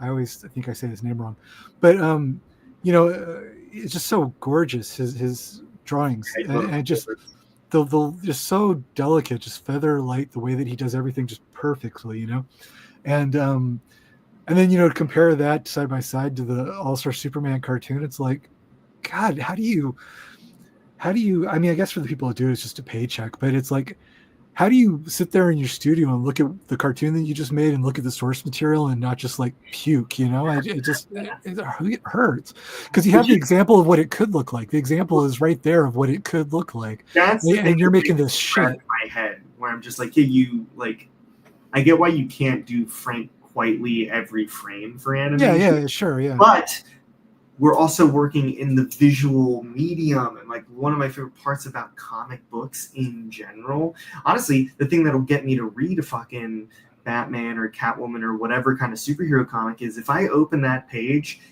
or that comic and I'm looking at a page that like legitimately I can see an artistic style, I'm at least going to be glued to, like Darwin Cook, for example, is a great example of just like, this shit looks like animation. It's so graphic and eye-catching, where it's like, actually a great animated adaptation is his New Frontier. It doesn't get as detailed as his comic is because he had more room to play, but that was adapted very well in style, at least, because it was like, yeah, you're choosing someone who has a very specific graphic sense that could easily be like, particularly if you're working on low budgets, it's like, well, what are you working within? Well, and you look at, I mean, yeah, that's true. You can't draw Frank Quietly every frame. You can't draw like R. Crumb every frame. But there's a way that you can still have an express. Like if you look at like a Miyazaki movie, like it just in terms of how many lines are on in an image, you know, it's very direct, very simple lines. There's not like, you know, a lot of hatching or whatever. But there's still like a beautiful expressive style because he knows where to put the lines. He knows what's essential. He knows what forms the character and everything, you know? There's also less answering to people above you in a situation like that. Well, there's less of, there's that he's doing something that matters to him, as opposed to like the DC movies, which is just like a factory thing where it's like, well, we own All-Star Superman or we own Killing Joke. And you can see them like literally going down a list of like, okay, what are the top 5 iconic DC titles? What are our top 5 bestsellers? Like Watchmen's a perennial bestseller. Okay, so Watchmen gets a cartoon. Dark Knight, perennial bestseller. Dark Knight cartoon. It's like I heard you say this on the video that for the best comic book movies thing, you were like, you know, or maybe it was something else, but you were like, and I agreed with this a lot, where you were like, you know, you give a shit about these. It's not that I just hate comic book movies. It's like, no, I actually love this stuff so much that it's actually kind of annoying to see wasted potential. I was talking about this with a friend yesterday, where I'm like, and I think it would be a great DC animated movie where you're like, okay, I have a 50-minute, 60-minute chunk of time to play with. You can tell a good genre story in 60 minutes. And I think sometimes in animation, you don't need 2 hours or 90 minutes, depending on the story, but especially if it's just like a fun superhero affair. Like Flash could lend itself so much to squash and stretch and the visual absurdism and experimentation that you could actually do with hand-drawn or digital animation, and how that's just not happening. And that's such a bummer, where it's just like, you have literally the concept and the character right here. It's just, well, yeah. You look at something like the Sin City movies, and with a really great comic book art, you know, those movies basically, it was like they didn't need storyboards. The comic was literally the storyboard. They just like went panel. We're just going to shoot each panel in the comic book, because Frank Miller already for every moment in the story, he already gave thought. What's the best way to show this moment? What's the best angle? What's the best detail? And so it's like you got a fucking storyboard right there. And it's the same if you're doing Frank Quietly. You know, if you're doing All Star Superman, every panel he does is it's like, you know, you've got it. But he already solved the problem for you. How do we do this moment? And then just for them to just, you know, face plant because they suck and they're doing a cheap ass version of it, you know.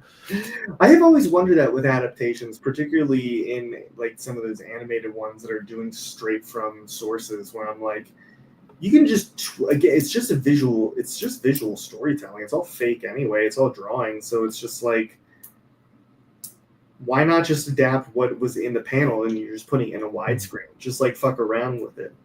I don't know. That'd be cool. What are your thoughts on Tim Burton? This is James. James was my guest 2 live streams ago. So hi, James. Thanks for coming back. I appreciate the support. You know, made a good documentary. that is a good documentary, actually. If people haven't seen that, there's a good documentary. But it's really fun.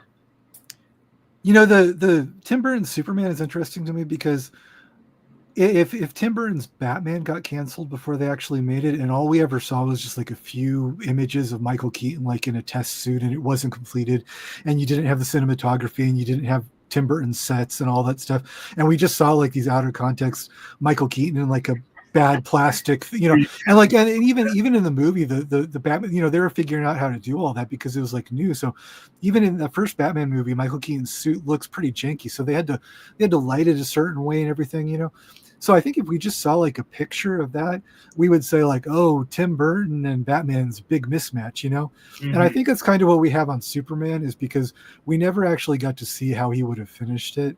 And so I think that's why, you know, you look at Nicolas Cage in the outfit, and yeah, but people said the same thing about Michael Keaton. They're like, well, Michael Keaton can't be Bruce Wayne. He's like this skinny little comedian, you know? But we didn't, until you actually see like the, you know, the lighting and the full thing, and then you're like, oh, okay, you know, and you see how he's going to play it, the personality he brings to it, and then you're like, yeah, you know, Michael Keaton, it's not the comic book Batman, but it's a really, really interesting character. And I think that, you know, I think Tim Burton and Nicolas Cage, I think they could have made a pretty cool Superman. I'm going to be on the side that I think it is a mismatch, and if it had gotten made, it probably would have been a very tonally bad Tim Burton.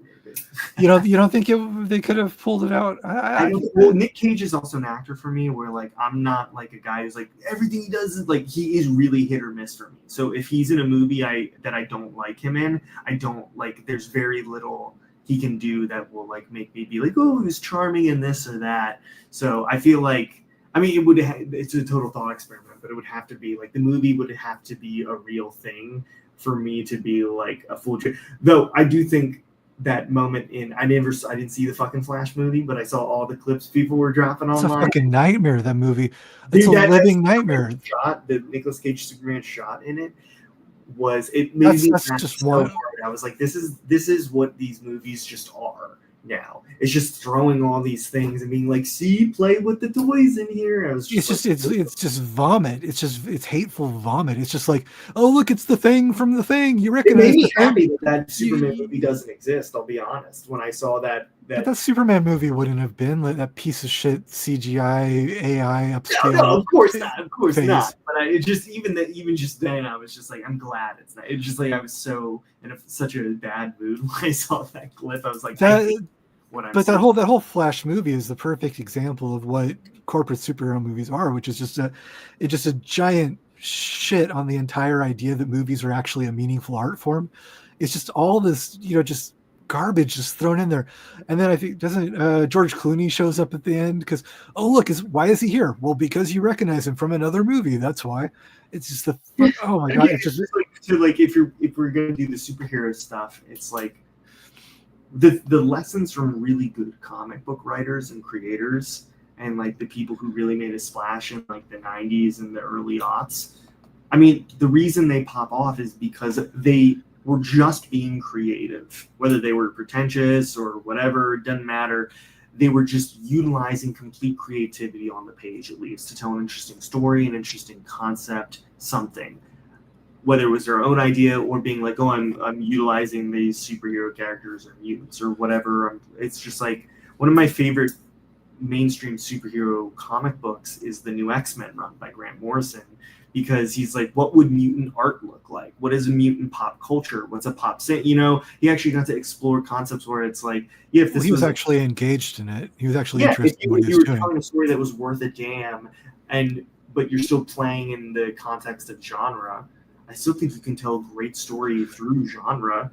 Whatever. Well, you can even, if you look at like the early 60s Marvel stuff, like the, start of the Marvel era, like the early Spider-Man issues, Stan Lee and Steve Ditko. Okay, this is not exactly high art, and they were definitely making it for a commercial purpose. Their purpose was to get dimes from 10-year-olds. Like that's why those comic books exist.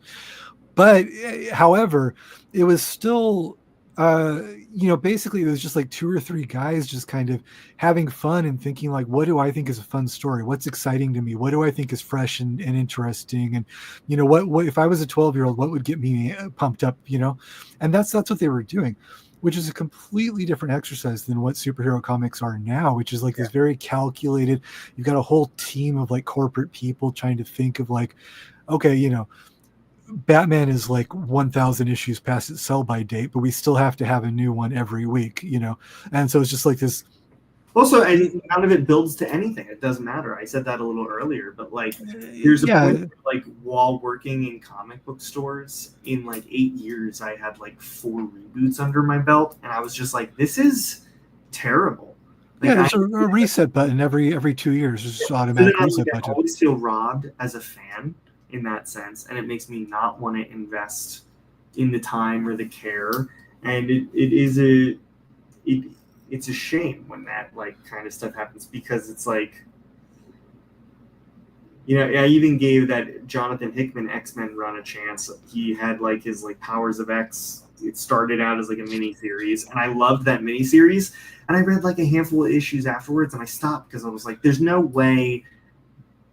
Like, these aren't his original creations, and I know how this industry runs now, where none of this is going to pay off, and blah, blah, blah. And sure enough, that's exactly what happened. Nothing paid off.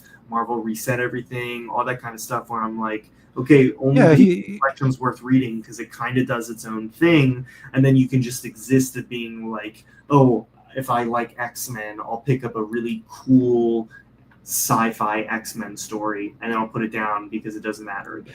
Well, that's what I mean. Hickman's talked about that recently. Is that they just they decided to do the reset button just like right in the middle of his fucking story, and Hickman's managed to do like, I like his Fantastic Four run, which is interesting because he got to work out a real plan over a few years, which is what Grant Morrison got to do on X-Men. Was Grant Morrison? If you read that whole thing in an omnibus, you read the whole. It pays off wonderfully. It's actually it's a novel. There's things in the first issue that pay off in the last issue, and it's got a beginning, middle, and an end. That's what he did with Batman, more or less. His Bat saga is like that, and it pays off, and that's why and like his whole he introduced Damian, Batman's kid, with the plan that this was going to be a way to supposedly grow Bruce Wayne as a character, because they were going to introduce Damian and they were going to kill Damian about 2 years later. That was the plan for Damian. He was supposed to die. And he wanted to have him there just long enough that he started out really annoying, and then you grew to love him by the end of the story, and then they kill him after you get attached to him. And then like, okay, that's a story. Like, the character starts out this way, the character grows, you learn about the character, and then you get to the end of the character's story, and then that's what you do in a story. And of course, now there's like 15 different Damian comics. He's back from the dead. He's Damian, and it's like Batman. I mean, that moment Morrison did of like, because apparently they kept him alive because it actually fans liked him so much, and I didn't mind it because I was a fan, particularly when it was Dick Grayson and Damian Wayne as Batman and Robin. And it's just one of those things where I was like, and Morrison's even talked about it in interviews. He's like, I could have written like 8 years of just that, but like DC wanted to like keep this going. So like everything has to become this little micro or mini series for them, compared to just being like, oh, it's as simple as tweaking the formula, a kind-hearted Batman and a piece of shit ruffian Robin.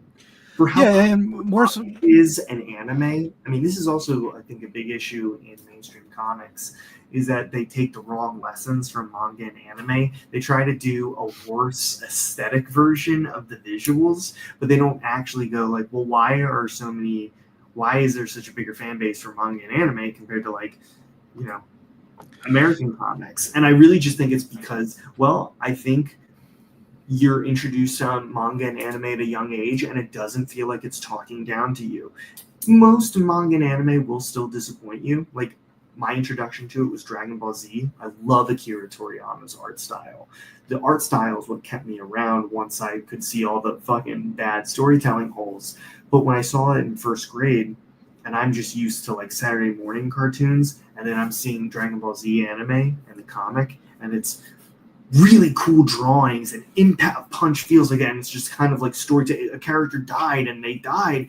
You know, it felt like it wasn't talking down to me compared to how, and it felt like consequences in a lot of manga matters compared to like superhero stuff where it's like, oh, they'll be back tomorrow even though they're dead now kind of deal. Dragon Ball Z is a terrible example of that, but a lot of other manga, you know, if a character dies, they stay dead and it's relevant to the plot. It's relevant to our main character's growth. You know what I mean? Like, it doesn't, things pay off, things matter.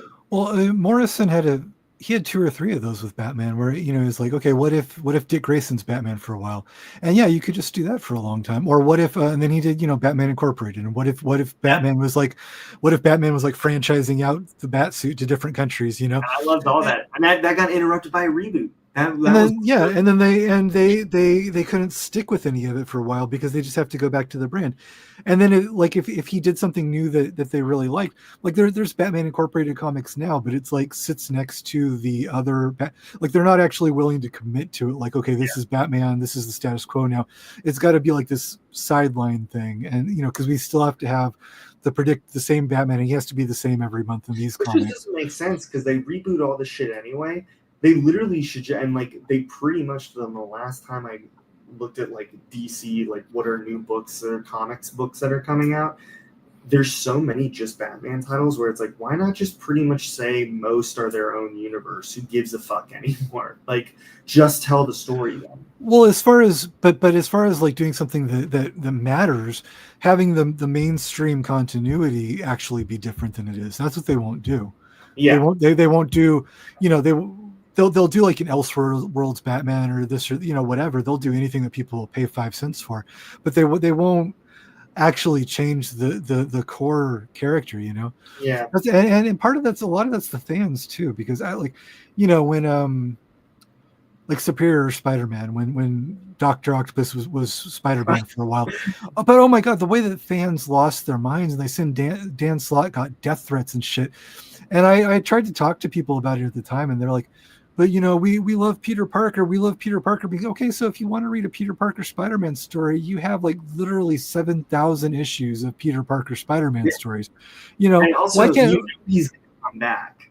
Like, if you adult reading this, you have to know that Peter Parker's coming. But like, you'd have to be like, and also, I remember liking Superior Spider-Man. Because I like Superior Spider-Man. I was just like, why can't it be fucking different for a few years? Just let it be something. Yeah, that's an interesting idea. What did Dr. Octopus? His whole hatred of Spider-Man was always kind of based in this like inferiority complex, this envy kind of thing. So wouldn't that be interesting? If he's in the Spider-Man costume, that's a cool idea. And then you still have to do that for 5 years. Where Peter is like this apparition in his brain, and like it's one of those things where it's like he could have been an angel on his shoulder. It's like all the concepts in Superior Spider-Man actually worked really well, and I was like, yeah, I don't mind a few years of this because at least you fully explore the concept.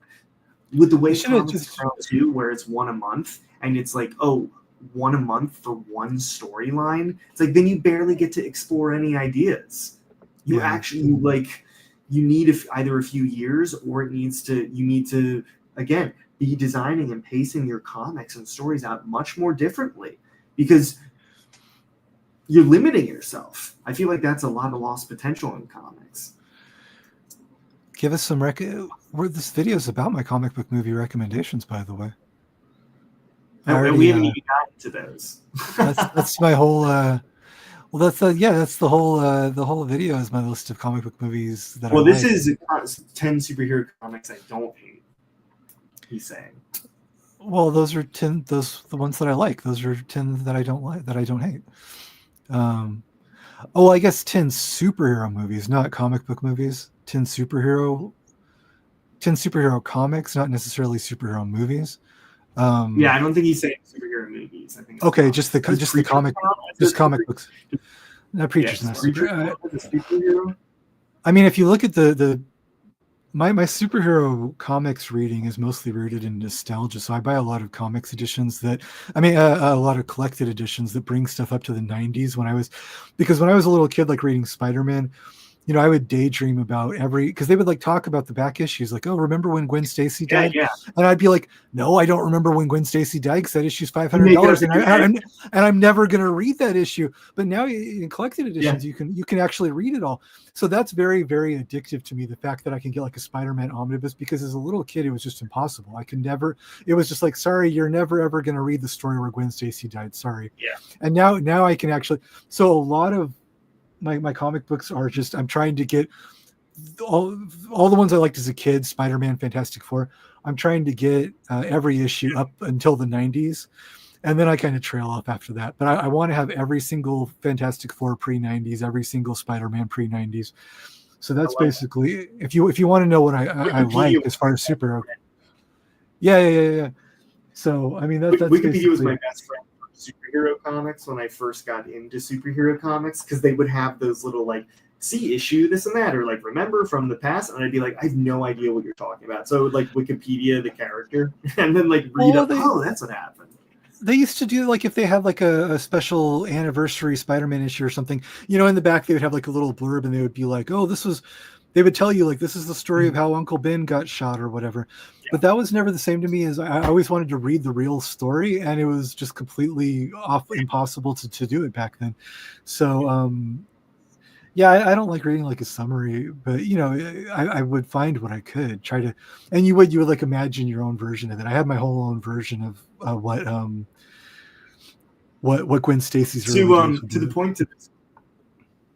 to the point of this, which ones don't you hate? This might be a cop out, but I mean, Alan Moore's Swamp Thing I love that run, is so good for comics. Well, that's not a superhero exactly, is it? Okay, well, Grant Morrison's new X-Men run, I mean, I do think that's a fucking ballpark, like that. Well, he asked Vertigo. I think Preacher is amazing. Well, Invisibles is a superhero comic, right? You could say Invisibles is a superhero. That's a superhero comic, and it's Vertigo. I like Invisibles, Preacher. Yeah, I like Invisibles. Why the Last Man? I actually think there's like it was really hit or miss for me. But I really do. When a long form Vertigo series happened, that the creators really did take it seriously, especially if it was just one artist doing it, or just like they really were like, oh, I'm gonna like tell this. I have room to tell an expanding story, and I'm really gonna utilize that. I think Vertigo did that pretty darn well. Like what we were just saying about the not all the time, but the Grant Morrison X-Men run is that's basically what like Neil Gaiman was doing with Sandman, is like telling one long story. Yeah. With a beginning, middle, and an end, and actually, the first issues actually pay off when you get to the end. Of course, now they've kept expanding it into nothingness, but at the time it was the 75 issues, and that was the complete. You read the whole thing, and you read that. That was it. That was the whole book. So I like Sandman a lot. I guess. Oh, you're not supposed to like Neil Gaiman anymore, but I still, Sandman is still. Sandman, I'm like pretty hit or miss on. I read it from the library, so I felt really good. I think I would have disliked it a lot had I spent money on every single one, because the artwork, the thing that hurts a lot of Vertigo, like even like Grant Morrison's Doom Patrol run and Animal Man run. I love those runs, but it's really hard to look at them as a comic book fan as well, because I don't think the cartooning or the drawings are that great or interesting. So that can weigh that, like that happens in Vertigo a lot for me, where I'm like, man, and especially in Sandman, where I'm like, I want to like this, but I actually hate how it looks. So I can't, it like lessens it. That's why I love Preacher so much when I got my hands on that, where it was like, it's all Steve Dillon. He just did every single fucking page on that. It's all Garth Ennis, and it definitely it tickles my fancy for like dark, fucked up humor. And it's just like Sandman is. I would say Sandman is hit or miss because there's some of the art is really amazing. P. Craig Russell. Some is amazing. That's why it's hit or miss though for me. It's like some is amazing and some of the stories are great. But that's what there's also other ones where I'm just like, yeah. Morrison kind of has that problem in his in the Bat Saga and in Morrison's X-Men saga too. Both of them, in general. For him. Well, you get Frank Quietly, but you only get Frank Quietly for a few number of issues, and then it's like, oh, here's the much worse artist doing a Frank Quietly impression, right? I'm not going to name names, but there's obvious, like in the Bat Saga, Frank Quietly did the first few issues of Batman and Robin, and it's gorgeous. Like those first couple issues, they're some of my favorite superhero comics ever. And then you get to the 2 or 3 guys who I'm not going to name, who are just obviously doing like a really shitty Frank Quietly impression, and it sucks. But they were trying to, because I'm a lone wolf on this one, but I like the Fraser Irving. Is that his name? I like his issues. Oh, I like Fraser Irving. I like Fraser Irving. Fraser Irving, I like a lot. Okay. He's not one of the ones that I'm not naming. Gotcha. Because I've gone to bat for him in some of those. In some of my Morrison Batman conversations with some of my friends. No, I love. Have you ever seen Morrison's Seven Soldiers and Fraser Irving did the Clarion the Witch Boy? Oh, his Clarion the Witch Boy. I love that. Good. It's so gorgeous. That's one of my favorite things. Seven Soldiers is a perfect comic. But Clarion is the best part of Seven Soldiers. I think. Yeah. That's just beautiful to look at. Yeah. That was when I discovered that in my early 20s. I discovered Morrison at a perfect age in like my early 20s, living alone in Los Angeles and being like disillusioned, trying to find my own way. And all his like shit was collected at the time, right? And so I could just get it. And LA has an amazing public library system. So when I was like, and I still utilize it to this day, when I'm just like, oh, to save some money, I'll like just get it from the library. So I devoured his stuff at that time. And yeah, I loved Seven Soldiers. That really hit hard. And Clarion, I was listening to a lot of Pixies at the time, and I was like, ooh, Clarion the Witch Boy. It was just like the Pixies and Clarion the Witch Boy went so well together in my head. I was like, oh, this is incredible. And the old, the original Clarion, the original Jack Kirby with Etrigan the Demon and Clarion, those comics are awesome too. I love those. Yeah, Clarion. It's great superhero comics too, and they're old timey ones, but the original Metal Men. If you can ever find those DC Essentials where they're like the black and white, newsprint ones, if you can find the Metal Men ones, get them because they're so fun. The drawings and inking are just incredible. Same with Metamorpho with Ramona's drawings. Oh, those are incredible. Those are great superhero comics. Yeah, there's all kinds of. I think we just named a bunch as to the question of superhero comics. Yeah. That we don't hate. And again, and all the ones we're naming though specifically is what we're talking about is like it's someone who either is writing to the strengths of the creativity of the fictional, like, oh, they're superheroes. What can we do with them? Or is an artist who's like, oh, I'm gonna draw, I'm really gonna exaggerate this and have fun. And yeah, speaking of Jack Kirby, with something Jack Kirby had just had so many things that a lot of times he was drawing like 2 or 3 pages a day, so the art's very, very rough. But it was just like he had so many ideas. He could just throw out stuff like the Clarion and the Demon and Fantastic Four. He was just full of ideas. Some of it was like some of the stuff we were talking about earlier, where he's like he would use photographs instead of drawing stuff, and sometimes that was a cool look. Other times it was just to meet a deadline, I think. But it was still. He was just exploding with ideas. There's just so many cool things. Hey, look, if you're going to do a shortcut, at least do it in an interesting way, right? Speaking of Jack Kirby, it reminds me, out in LA right now at the Skirball Museum, I got to fucking go before this leaves, but there's a Jack Kirby exhibit with all his original art. And I've seen I've seen some of his art before once when I first moved to LA. There was like a traveling exhibit of it. And seeing that stuff in person is incredible. Especially in this era of AI and when talking about all that and like, how bastardized superhero movies and modern comics can be from like where they came from. When you see Jack Kirby original artwork, it really does hit in a profound way, especially because it's like, I don't know. I just get moved when I'm like, yeah, this stuff is for kids. There's no doubt about it. But it's like you can also see the essence of someone who's like, God, I want comics to be more. You can see that in Frank Miller's work in the 80s too, I think, where it's like it's just someone who's begging to be allowed to grow up or tell something different that this industry is just not allowing. Yeah. Like New Gods could have been something very beautiful and different, because apparently the original thing was that it was supposed to happen in Thor comics. Ragnarok was supposed to happen, and then everyone is reborn as new gods. So it's like original concepts. And it's like that to me is telling me that Kirby is a man who was not only bursting with ideas, but bursting forth with the want and yearn for like, let's do more.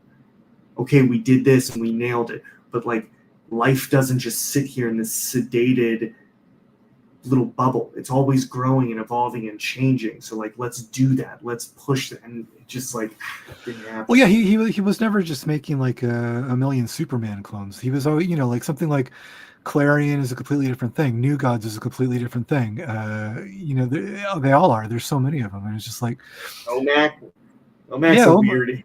Omac's cool. It's okay. Commandy, the Last Boy. I love those. Those comics are awesome. It blows my mind that there hasn't, but also I'm a little grateful because it would be a bummer if it sucked. But it's just one of those things where I'm like, Commandy could have been such a good animated TV show if done right, or how, but like a creator like are you aware of the name Genndy Tartakovsky? He did Dexter's Lab and Primal. He did some Star Wars at one point. Yeah, he did those Star Wars shorts that are amazing. Like if you gave him Commandy, and it's like, okay, we're going to give you 20 episodes and you tell the story of Commandy. That's someone who's just like gonna nail it, slam dunk it completely. Yeah. I always thought that was, and those characters get neglected by DC. I think it's kind of what Morrison was trying to do with Seven Soldiers is like, look, you guys have all these other characters in your catalog. You don't just have Superman. You've got Frankenstein and Clarion and all this like weird shit. It wasn't the best one in Seven Soldiers, but I loved the concept, and I was like, man, this is actually a comic I would want to read more of. It's the Guardian. And it was that he worked for a newspaper, and it's the newspaper's run by that baby who's like can predict the news. So the Guardian has to go and like be the event or whatever. And it was like Subway Pirate. It's just one of those things where I'm like, man, I could read so much of this concept. And it's like Morrison, to what you said though, of Morrison being like, hey, you have these things here. Why not play with them? And I just gave you an even better idea. And I was like, cool, great. We'll do nothing with it. And that's what they always they don't know how to use it, because whenever they have a Morrison or a Kirby, Morrison will just come in here and like, here's ideas for 100 different comics. Like you could make a decade worth of comics out of all the shit that I just gave you, and then it goes nowhere. Like the Clarion thing after I loved that Clarion story in Seven Soldiers so much. And then I think like a couple years later, there was an issue of Robin where like Clarion visited Robin, and it was drawn by Fraser Irving. And so it had the look. Yeah. So I bought it because it's like Clarion and it was more Fraser Irving. But, the story was such a stupid, boring superhero story. And it only went for 2 issues. And then they just kind of dropped it. And it just nothing happened. Rick, that happened exactly in the same way for me too. Because I was like, oh, I love the style. It's Fraser. It's back with this thing. And the story was just so like. Yeah, it's just nothing. Yeah. Which is crazy because it's like and it's a 2-issue filler. So it's like, wouldn't you think that the 2-issue filler would be the one that is a little more memorable because it doesn't matter in the context of the larger? So like, why not be as wild and weird and fun and creative as you want to be? Yeah, you would think, but no. I mean, it's like, I think it's what I said before. A lot of it comes down to if, a lot of writers now, if they really have a good idea or really something really interesting they want to do, they're not going to give it to DC or Marvel.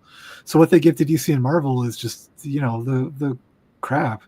The only reason somebody like you have the select few people like Morrison that are going to come in and here's a whole bunch of ideas for you guys, it's because he's got his own thing on the side. He's got his other stuff. And he also, he's a big enough shot that DC actually pays him decently, Whereas a lot of their like whoever's doing 2 fill-in issues of Robin is getting paid whatever, nothing. Yeah, So they're not totally. going to give him it.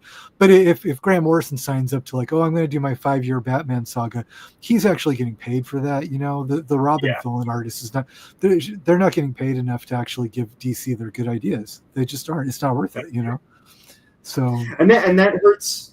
The company's shooting itself in the foot in that sense by fucking people over on pay and residuals and all that. And I feel so bad for, like, I have some friends who work in the comics industry and comic shops still. And Hollywood's going through its own bullshit right now with AI and streaming and all that. But man, what's happening to comic book sales and just everything is so sad to hear all the time. And just like with what people get paid and ripped off for, and it's like just ugh.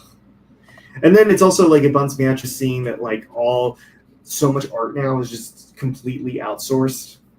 You're in, Jeff? Oh yeah, I love. Well, I wanted to answer this because it's something that people have brought up on my video a lot. Is people have asked like, why no manga adaptations? A lot of people mentioned Old Boy as a movie that they thought should have been in my video, and they've asked why no. I just wanted to explain. I wasn't like consciously avoiding manga or anime. It's something that I just, I watch enough of it, and you're probably a lot more than your average person, but it's just not like a subject that I'm passionate about. Like if I'm really into a filmmaker, I start reading biographies, I watch documentaries, and I start to get, that's why I feel like I have something that's worthwhile to say. With manga and anime, I watch a fair amount. I've seen all the famous ones, but I don't feel like I'm not like an expert. I can't talk to you about the lives of the creators or anything. So it was just something that I didn't really put a lot of it on my list, just because I don't feel like I'm really the guy to tell you about a manga. And in the context of what you were discussing, it was kind of clear to me where it was like, you're talking about like Western comic book movies. Yeah, I was talking about more or less about a certain kind of. Yeah. I've seen Old Boy. I like Old Boy. I read the book a long time ago, and I like manga. I read manga usually if I like the drawings. I'll pick up. The only reason I'll really spend a lot of money and buy manga is if it's like twink porn manga. That's about the only time I'm actually gonna.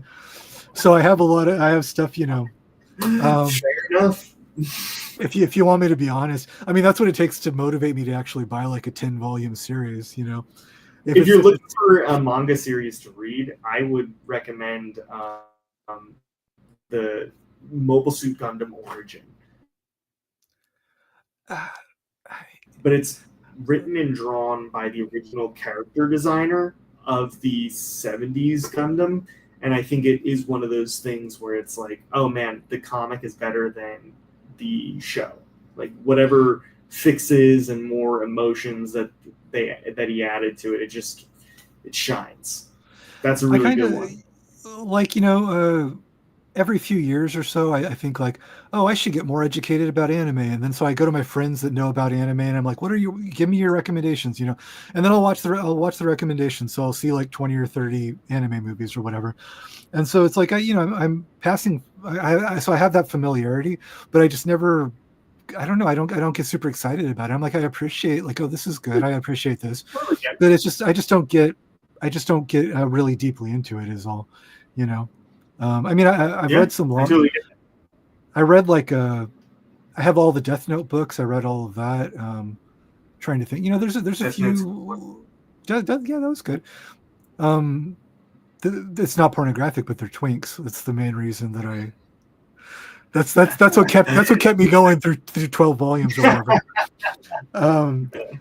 But I'm just saying, it's not that I turn up my nose at it. I've read there's quite a bit, but I just don't get real deeply. I'm trying to think of ones that I actually bought. And when I used to work at a bookstore, I used to read a lot of stuff. Just like on my lunch, I would take it off the shelf and read it. But ones that I've actually bought, I've read. What's the name? Blade of the Immortal ruled.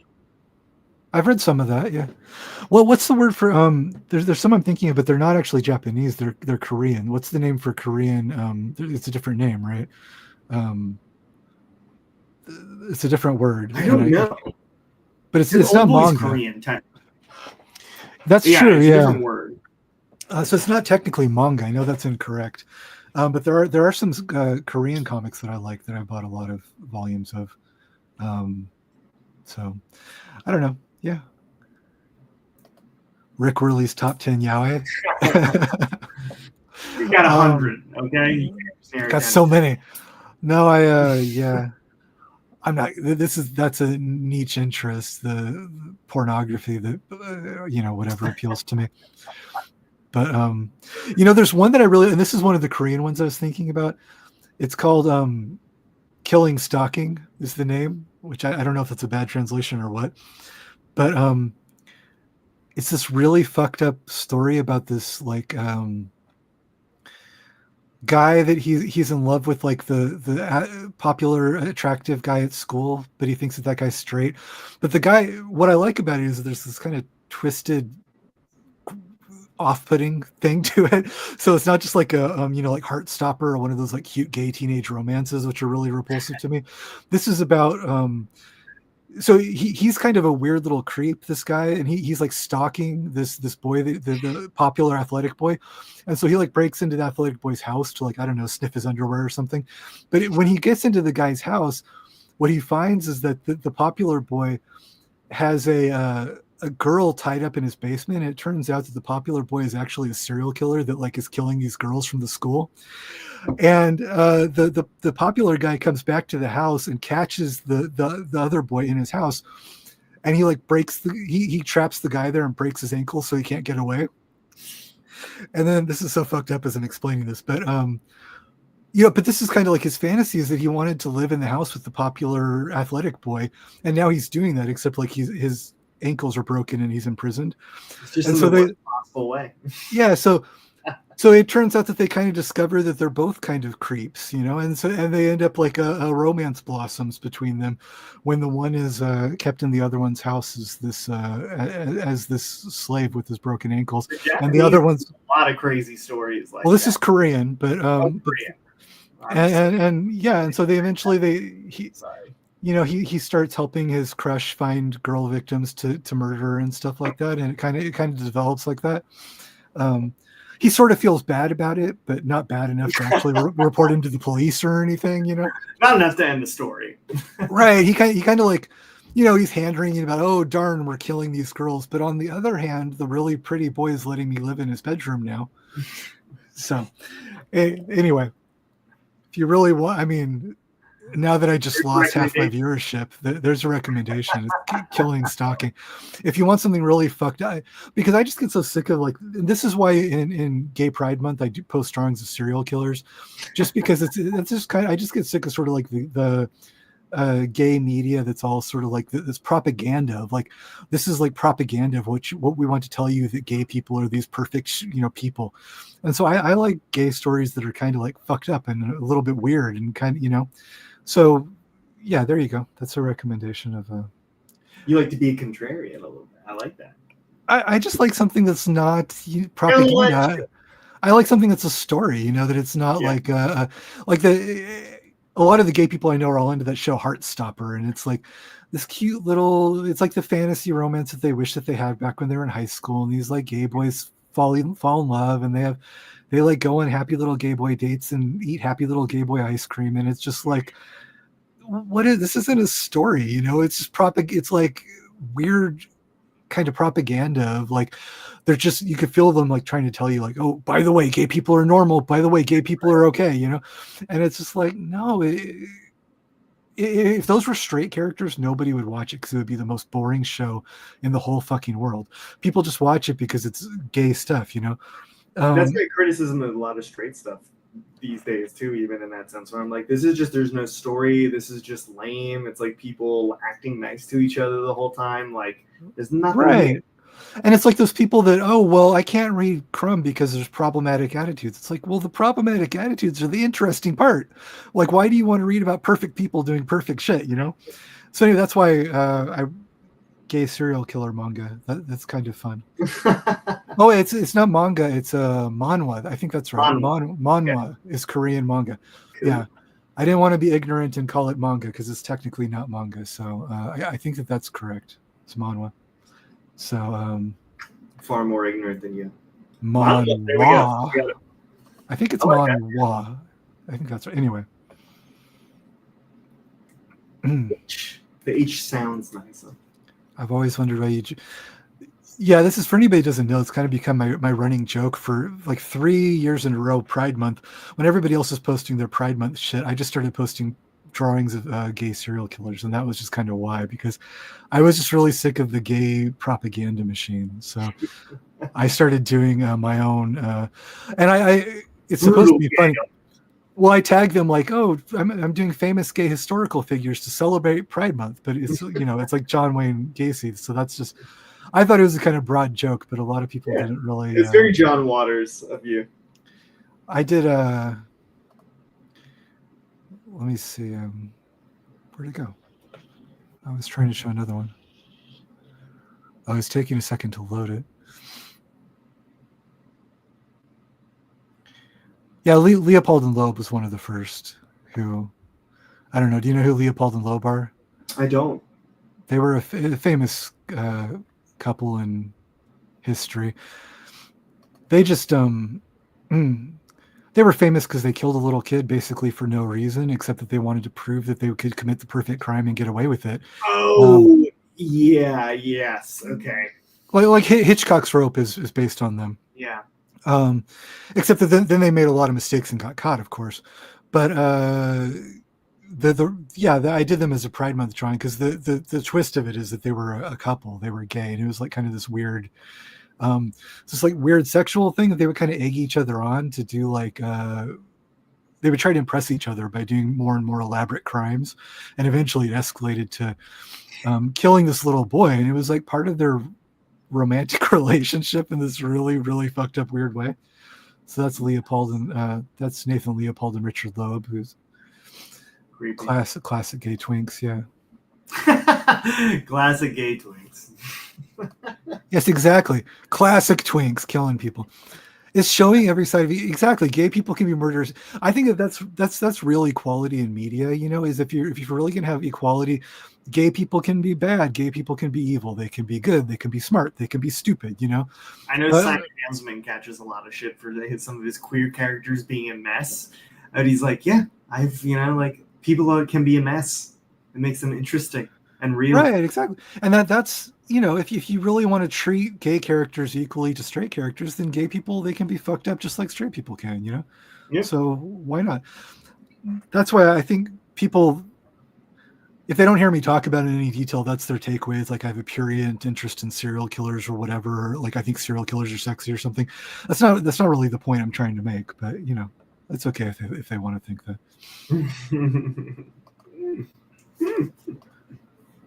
Is Batman 2022 bad, Frank?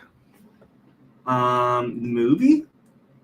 The Pattinson one? The Pattinson one. I'm not gonna lie, I haven't seen I stopped seeing the superhero movies. I haven't seen one in 10 years. The first superhero movie I actually went to in the past 10 years was Wolverine versus Deadpool, or Deadpool versus Wolverine it was called, and I walked out in 30 minutes and got my money back. Piece of shit. I had no expectations. I literally, this was it. I said, I haven't seen a superhero movie in 10 years.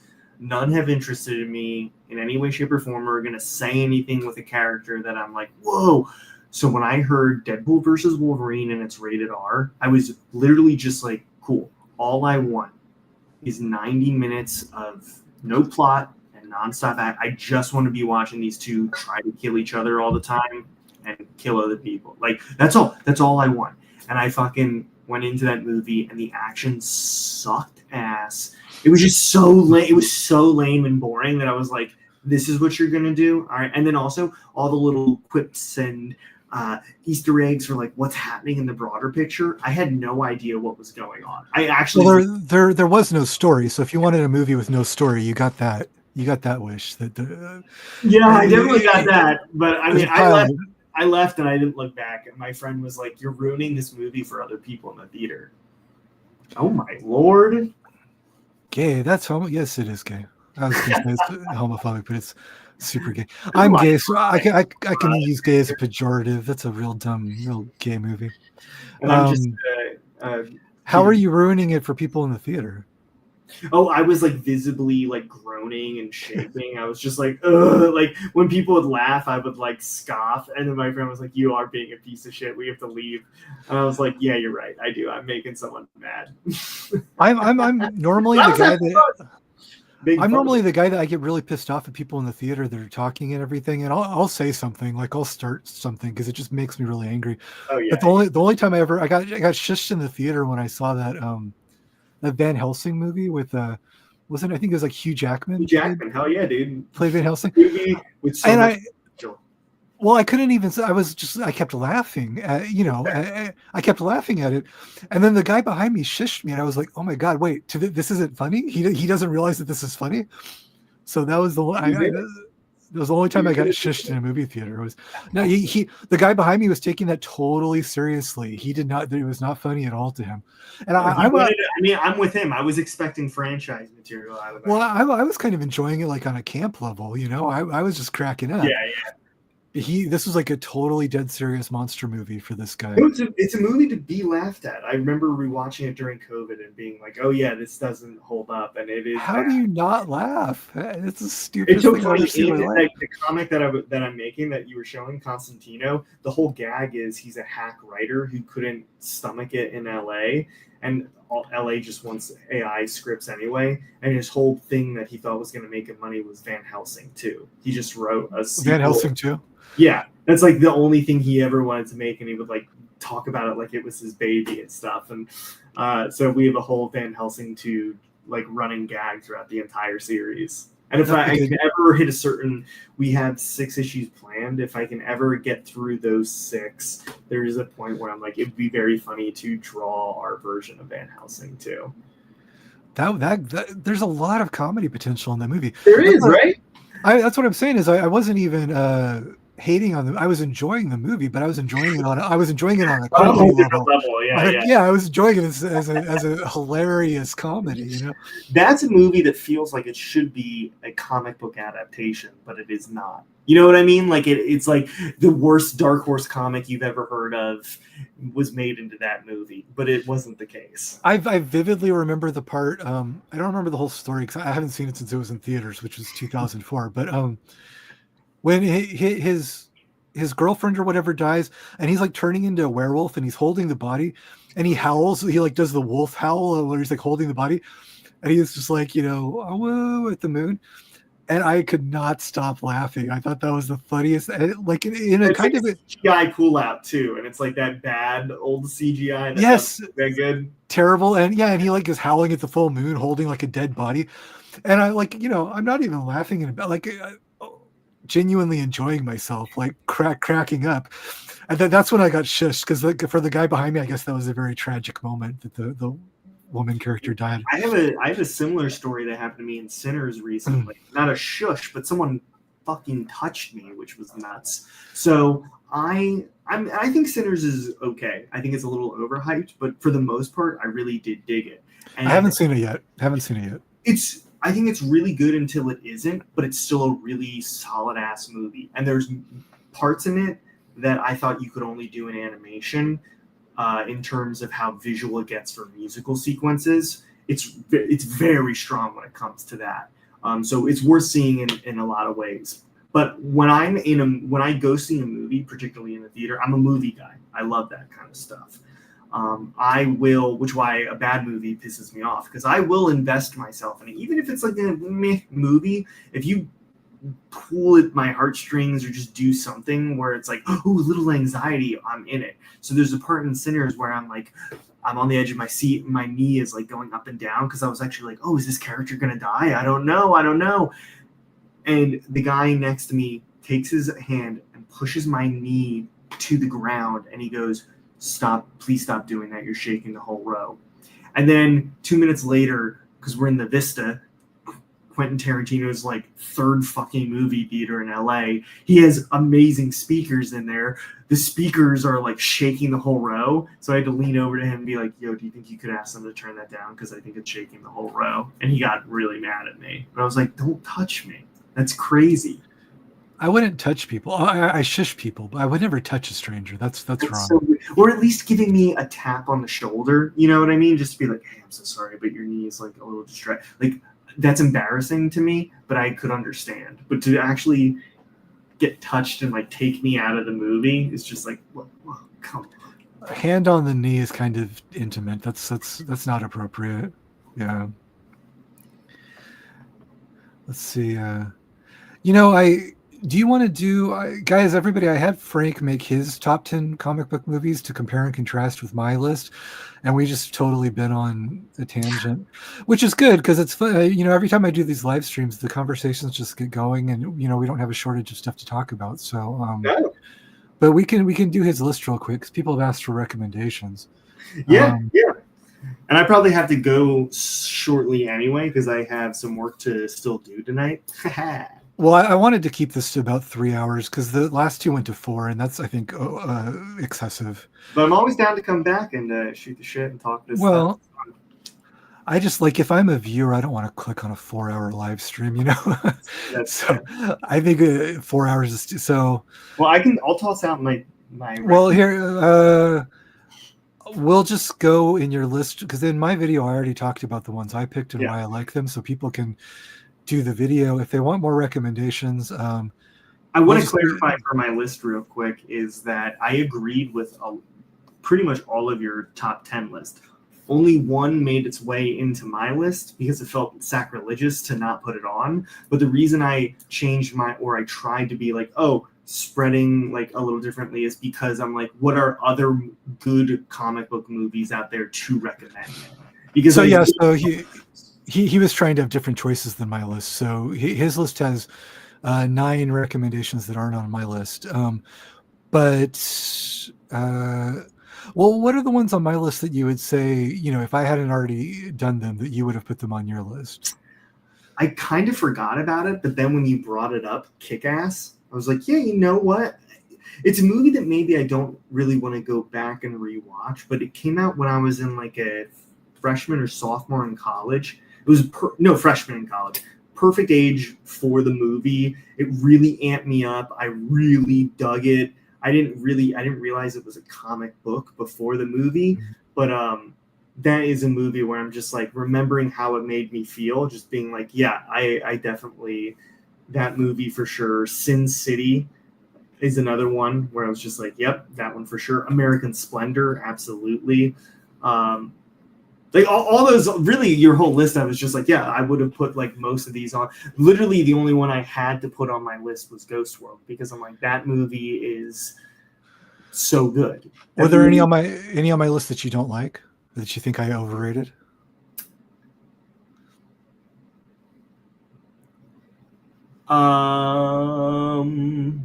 We're gonna do Frank's list in a minute. I think Dick Tracy is one that I think is a little overrated. But all your points were good in it. That Dick Tracy's almost my number one choice. That's I did the whole Dick Tracy video. That one. I'm trying to think. What were the other ones on? What was the top 10 again? What was yours? Well, I think we already mentioned most of them. Ghost World. Oh, you gotta love Art School Confidential. That's right up your alley. I love Art School Confidential, but I agree with you. What makes it doesn't even get on my list, though. I mean, I agree with you. It's a good movie. So maybe not on the list is that serial killer plot really does weaken the movie. It sits very awkwardly with the art school part, yes. But I like the point that he was trying to make. They weave it in well by the end. Yeah. But it does. I don't want to spoil it for people, but I like the way that the serial killer plot pays off with the art. But yeah, I say that in the video that the two plots are very for the first 2/3 of the movie, the two stories really don't fit together at all. So maybe that one really. All the others made sense to me. History of Violence, Road to Perdition. Yeah, no, but both.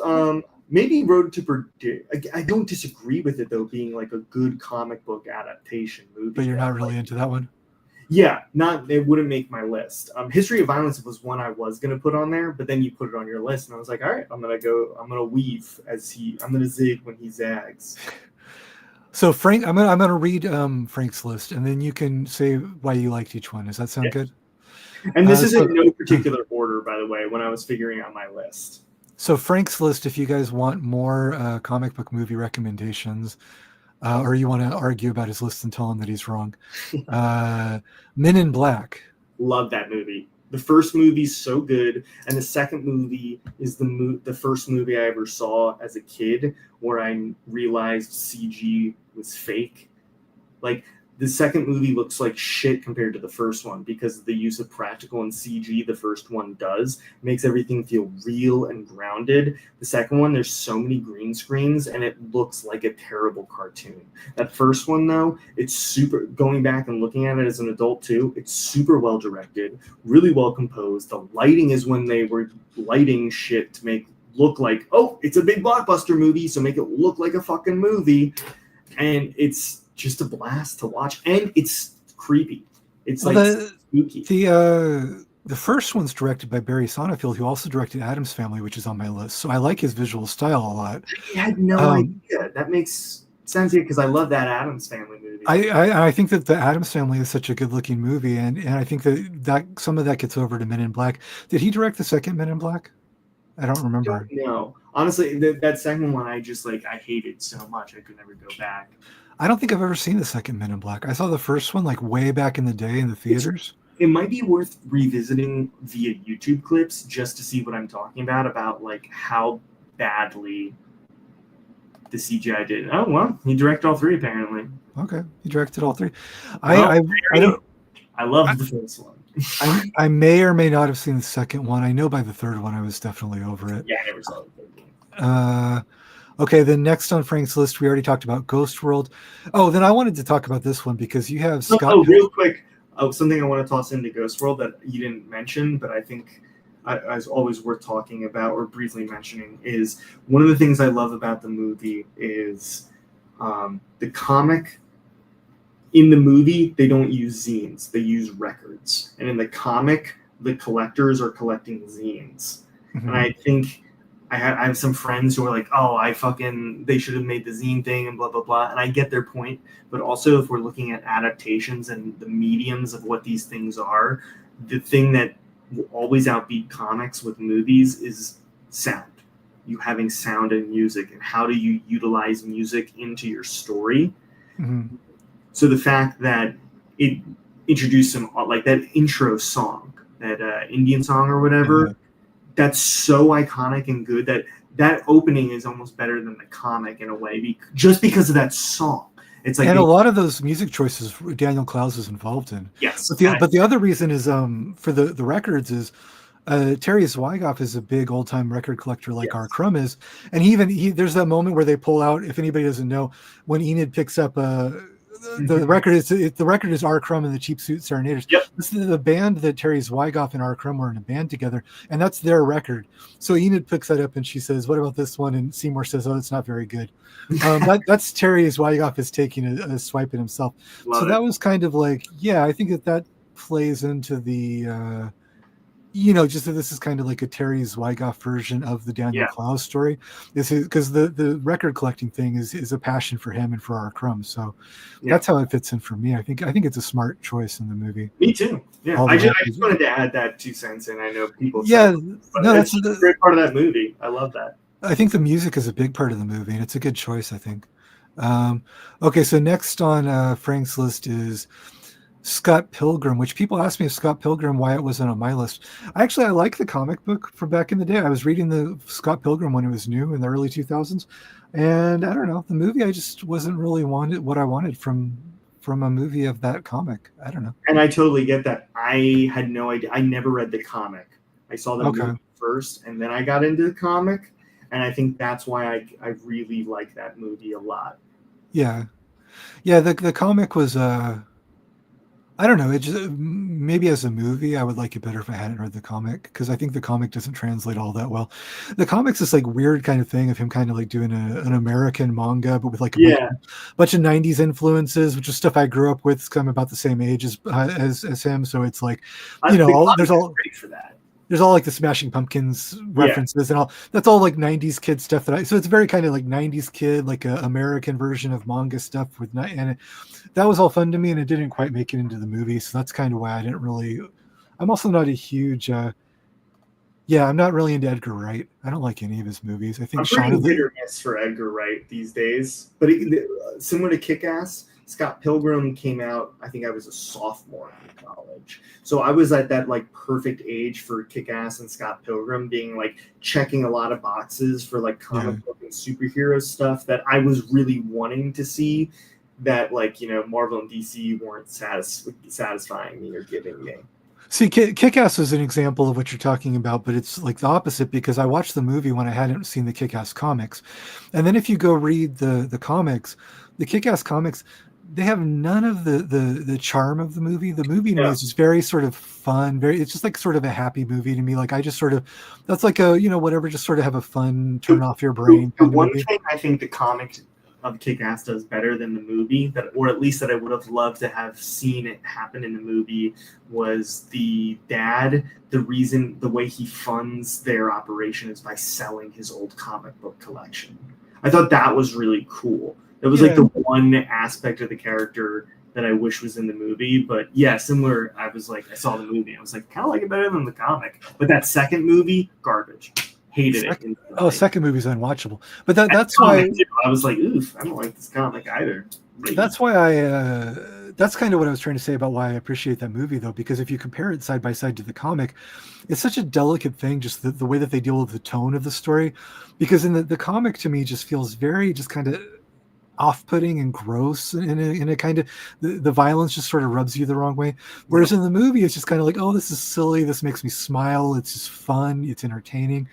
And that's just like, so when I compare it, the movie impresses me because it's just like a very delicate, basically what I say in the video, just that they managed to just get the tone that makes it fun, where like in the sequel, they just totally do it wrong, and it's not fun at all. The sequel is just gross, Okay, next on next on Frank's list is Spider-Man 2, the Sam Raimi Spider-Man, I'm assuming. Yeah, and I want to give this is like a close contender, but I also consider it, because it's the same franchise, Spider-Verse, the first animated movie, I would say is head-to-head with Spider-Man 2 for me. Really? For two different reasons, though. But they two different reasons that I think kind of match up. Spider-Man 2 came out when I was in like middle school. So again, it was this perfect age of just like perfect hero's journey storytelling. I loved that he was like growing up as the poor kid. Peter Parker being poor hits in a great way. And it's just like everything Raimi did in Spider-Man 2, I was very much into. Every scene worked for me. And I always have loved the webbing being a part of his DNA. I've loved that. Thought that was so cool. Made him really weird and like a mutated in a great way. Well, that's a Peter David Spider-Man 2099 idea. Yeah, I love that. Peter David actually came up. I believe Peter David was the first one that did the organic. It's such a duh idea. Like, why haven't they been doing that from the beginning? But then also, Spider-Verse is. I don't think it's perfect, but I think it made me realize, okay, I think mostly the only kind of superhero movies I want to see from now on are animated, because that's exactly the translation. Like, these were started as drawings and they're supposed to be exaggerated versions of life. Like, I would love a Disney budgeted Fantastic Four movie that is CG Jack Kirby designs. I don't want to see it as real people. I want to see that the way they were intended. I kind of agree those Spider-Verse movies are overrated, but I think they're overrated because I don't think that second one was good at all. That first one is solid as hell. It tells a story, but that second one is Netflix episodes 3 through 8 of a 10-episode series. So we're waiting on episodes 9 and 10 now, and that's not a good movie in my opinion. I agree with the people that are hating on the Spider-Verse movies, but I see your point about them being in. That's why I'm putting them up on the screen, because, like, yes, I hate these movies also. But I agree with your point about animation being more suited in some ways. That's kind of why, a lot. I talk about any superhero movies. There's a lot of stuff that doesn't translate, and that like what you're talking about with the web shooters. that is kind of one of those things that in the comic, it's very kind of, how does a 16-year-old like invent this impossible technology that like Mr. Fantastic couldn't even make this, and then Peter just in the comic, he whips it up like in a day, and he makes this incredible machines with this like brand new kind of fluid chemical thing that nobody else has ever invented before. And it just happens to work like a spider because he has spider powers. But in a Steve Ditko comic, it's there's a certain level of like unreality that it's sort of it's like whatever you can buy it. Yeah, you just wave it off. In a live action movie, it gets a little bit weirder. You would be looking at like a real mechanical thing, and you'd be like, how the hell did a 16-year-old, that doesn't, But in a comic book, I buy the web shooters. It makes sense to me. Yeah. But I don't know. It's kind of another example of what we're talking about, which is that Spider-Man was one of my favorite comics as a kid. And all through the early 90s, they were always talking in the back in the letters pages and stuff about, we're working on the movie deal. There's going to be a Spider-Man movie any day now. And it never happened. And so it took I was waiting for like a decade, and I was imagining what the Spider-Man movie was going to be like. And then when the first Raimi Spider-Man finally came out, I was like 20, and it just, or late teens, maybe, whatever it was, but it just wasn't the movie that I was imagining, Yeah. But that was kind of Spider-Man, the Raimi ones just never clicked for me. But my friends who were in their 20s when those came out have similar views, but they're just like, it wasn't for me what I was looking for it. I was at they really captured the first two specifically, really, of the Raimi ones captured my imagination in a big bad way, and it was the second one specifically that I was like, I want to go out and read a Spider-Man comic now. Yeah, I can see that. And then you go back to the comics, and it might a lot of these, it's whether you saw the adaptation first or not, it kind of colors it. And then, but I love comics, so as soon as I got into the Spider-Man comics, I was way more invested in the comics and the ideas of what the comics put forth, And I just, I already had all these years of in my mind, I know what the Green Goblin mask looks like. And it's like this Halloween mask, and it's like very expressive, and he's got these big eyes and everything. And then in the movie, suddenly it's like this metal thing with the yellow eyes. And I was just like, that's why I like the second one better, the Doc Ock. Just like it feels like a better translation for me. They did a decent job with the Dr. Octopus costume. They did that okay. That's why, at least in Spider-Verse, I have plenty of criticisms of the movies as well. But the thing that it makes me go, that's why it's like a special, mention attached to Spider-Man 2, is just because it's like, you know what? If I'm going to watch superhero movies from now on, I kind of would only like to see them animated. Because, even though I'm interested in that new Superman movie, fucking 80% of that movie is going to be animation anyway. It's just highly detailed CG and probably like AI utilized animation. So if we're just doing 80% of these movies being like CGI fight scenes anyway, I'd rather just see it in a stylized manner. Because it was a pleasure to see Kingpin looking like a Sienkiewicz drawing and be like literally larger than every character on the screen. Because why not? That's part of why, I'm not saying they're great movies or anything, but that's part of why I like the James Gunn superhero movies a little bit better than the other recent superhero movies, which you said you haven't seen superheroes in 10 years, so you probably haven't seen a lot of them. But like the James Gunn Suicide Squad, it's like 95% a cartoon. A bunch of the main characters. I'm so sorry. I totally lied then. I definitely saw the James Gunn Suicide Squad on streaming. I would say that's much better. I liked it, except for the Harley Quinn subplot that went on for 45 minutes for no reason. Yeah, well, that's kind of, she's like they had already done like 2 or 3 Harley Quinn movies, so she's kind of like a leftover of. But like the stuff that I like that he did stuff like King Shark and stuff that it's basically just a cartoon, and that's why I love that he. Yeah, I love that James Gunn would go, okay, we're gonna do Starro, we're gonna do Crypto, I'm gonna do the Super Dog. Yeah, that's what I like about him, because that's what these characters are, and then that's basically Crypto. It's a cartoon. It's an animated cartoon dog. It's supposed to look realistic, but it's a cartoon.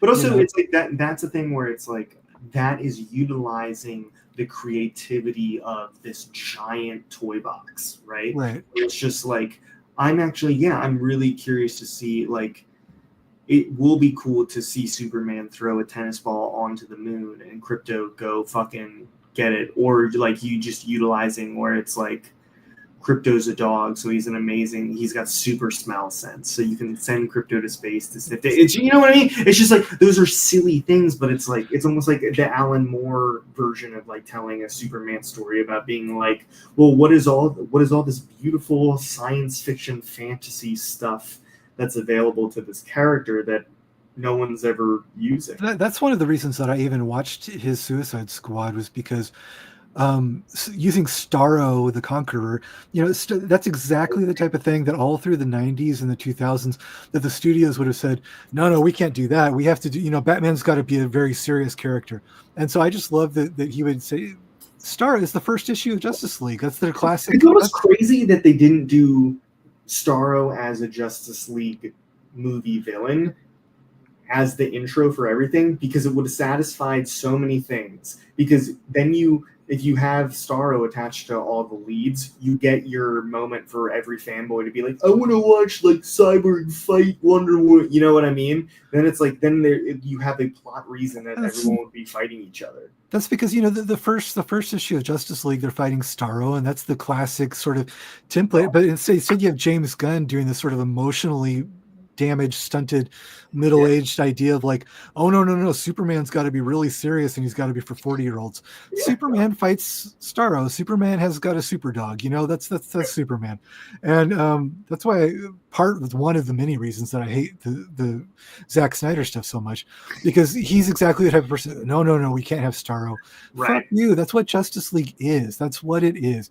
Don't try to make it into this thing for these sad 40-year-olds that want comic books to be all serious. I want to keep reading Superman my whole life, but I want to pretend like Superman is for 40-year-olds. Right. It's not. Grow the fuck up, If you want Superman, you should want a Superman story. You shouldn't want, if you want a story for 40-year-olds, you should go read a real book, Don't try to take something that's for children and turn it into something that it's not, Now you can have it doesn't have to be childish. It doesn't have to be embarrassing or stupid, but it still has to be, yes, Superman would fight space aliens. He's got a super dog. That's what he is. Just deal with it, Yeah.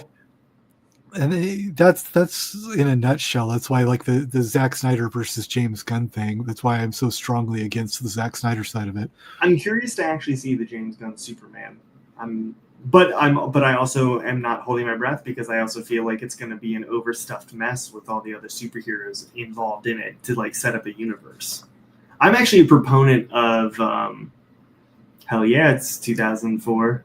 It's a really good way of describing that movie. You know what I mean? It's very much of its time and of its place. I'm also a proponent of like these superhero movies and even animated TV shows not existing in a continuity where like they have like other superheroes involved. I actually really like when it's just like, oh, this is a show that's only about the Flash or Superman or Spider-Man or X-Men. Mm-hmm. Like they just work on their own.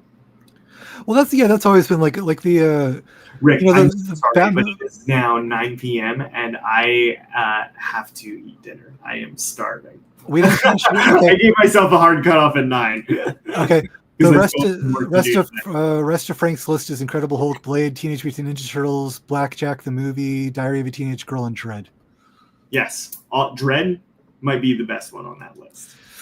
That's the rest of his list, and so I think 3 hours is enough, guys. So this is a good time for me to cut it off as well. So thank you for cutting it off, Frank, because we keep going to forever. I could have kept going too. So I have some some freelance to do tonight. So I'm really okay. So thank you to everybody that showed up. Thank you guys that did the super chat. Thank you, Frank, for coming, and follow Frank on Twitter. If you go to my Twitter, I tagged him on the post, so you can find his Twitter that way. And follow me on there, and we'll announce if we're going to do more of these. So thanks, everybody, and have a good night. Have a good one. Bye.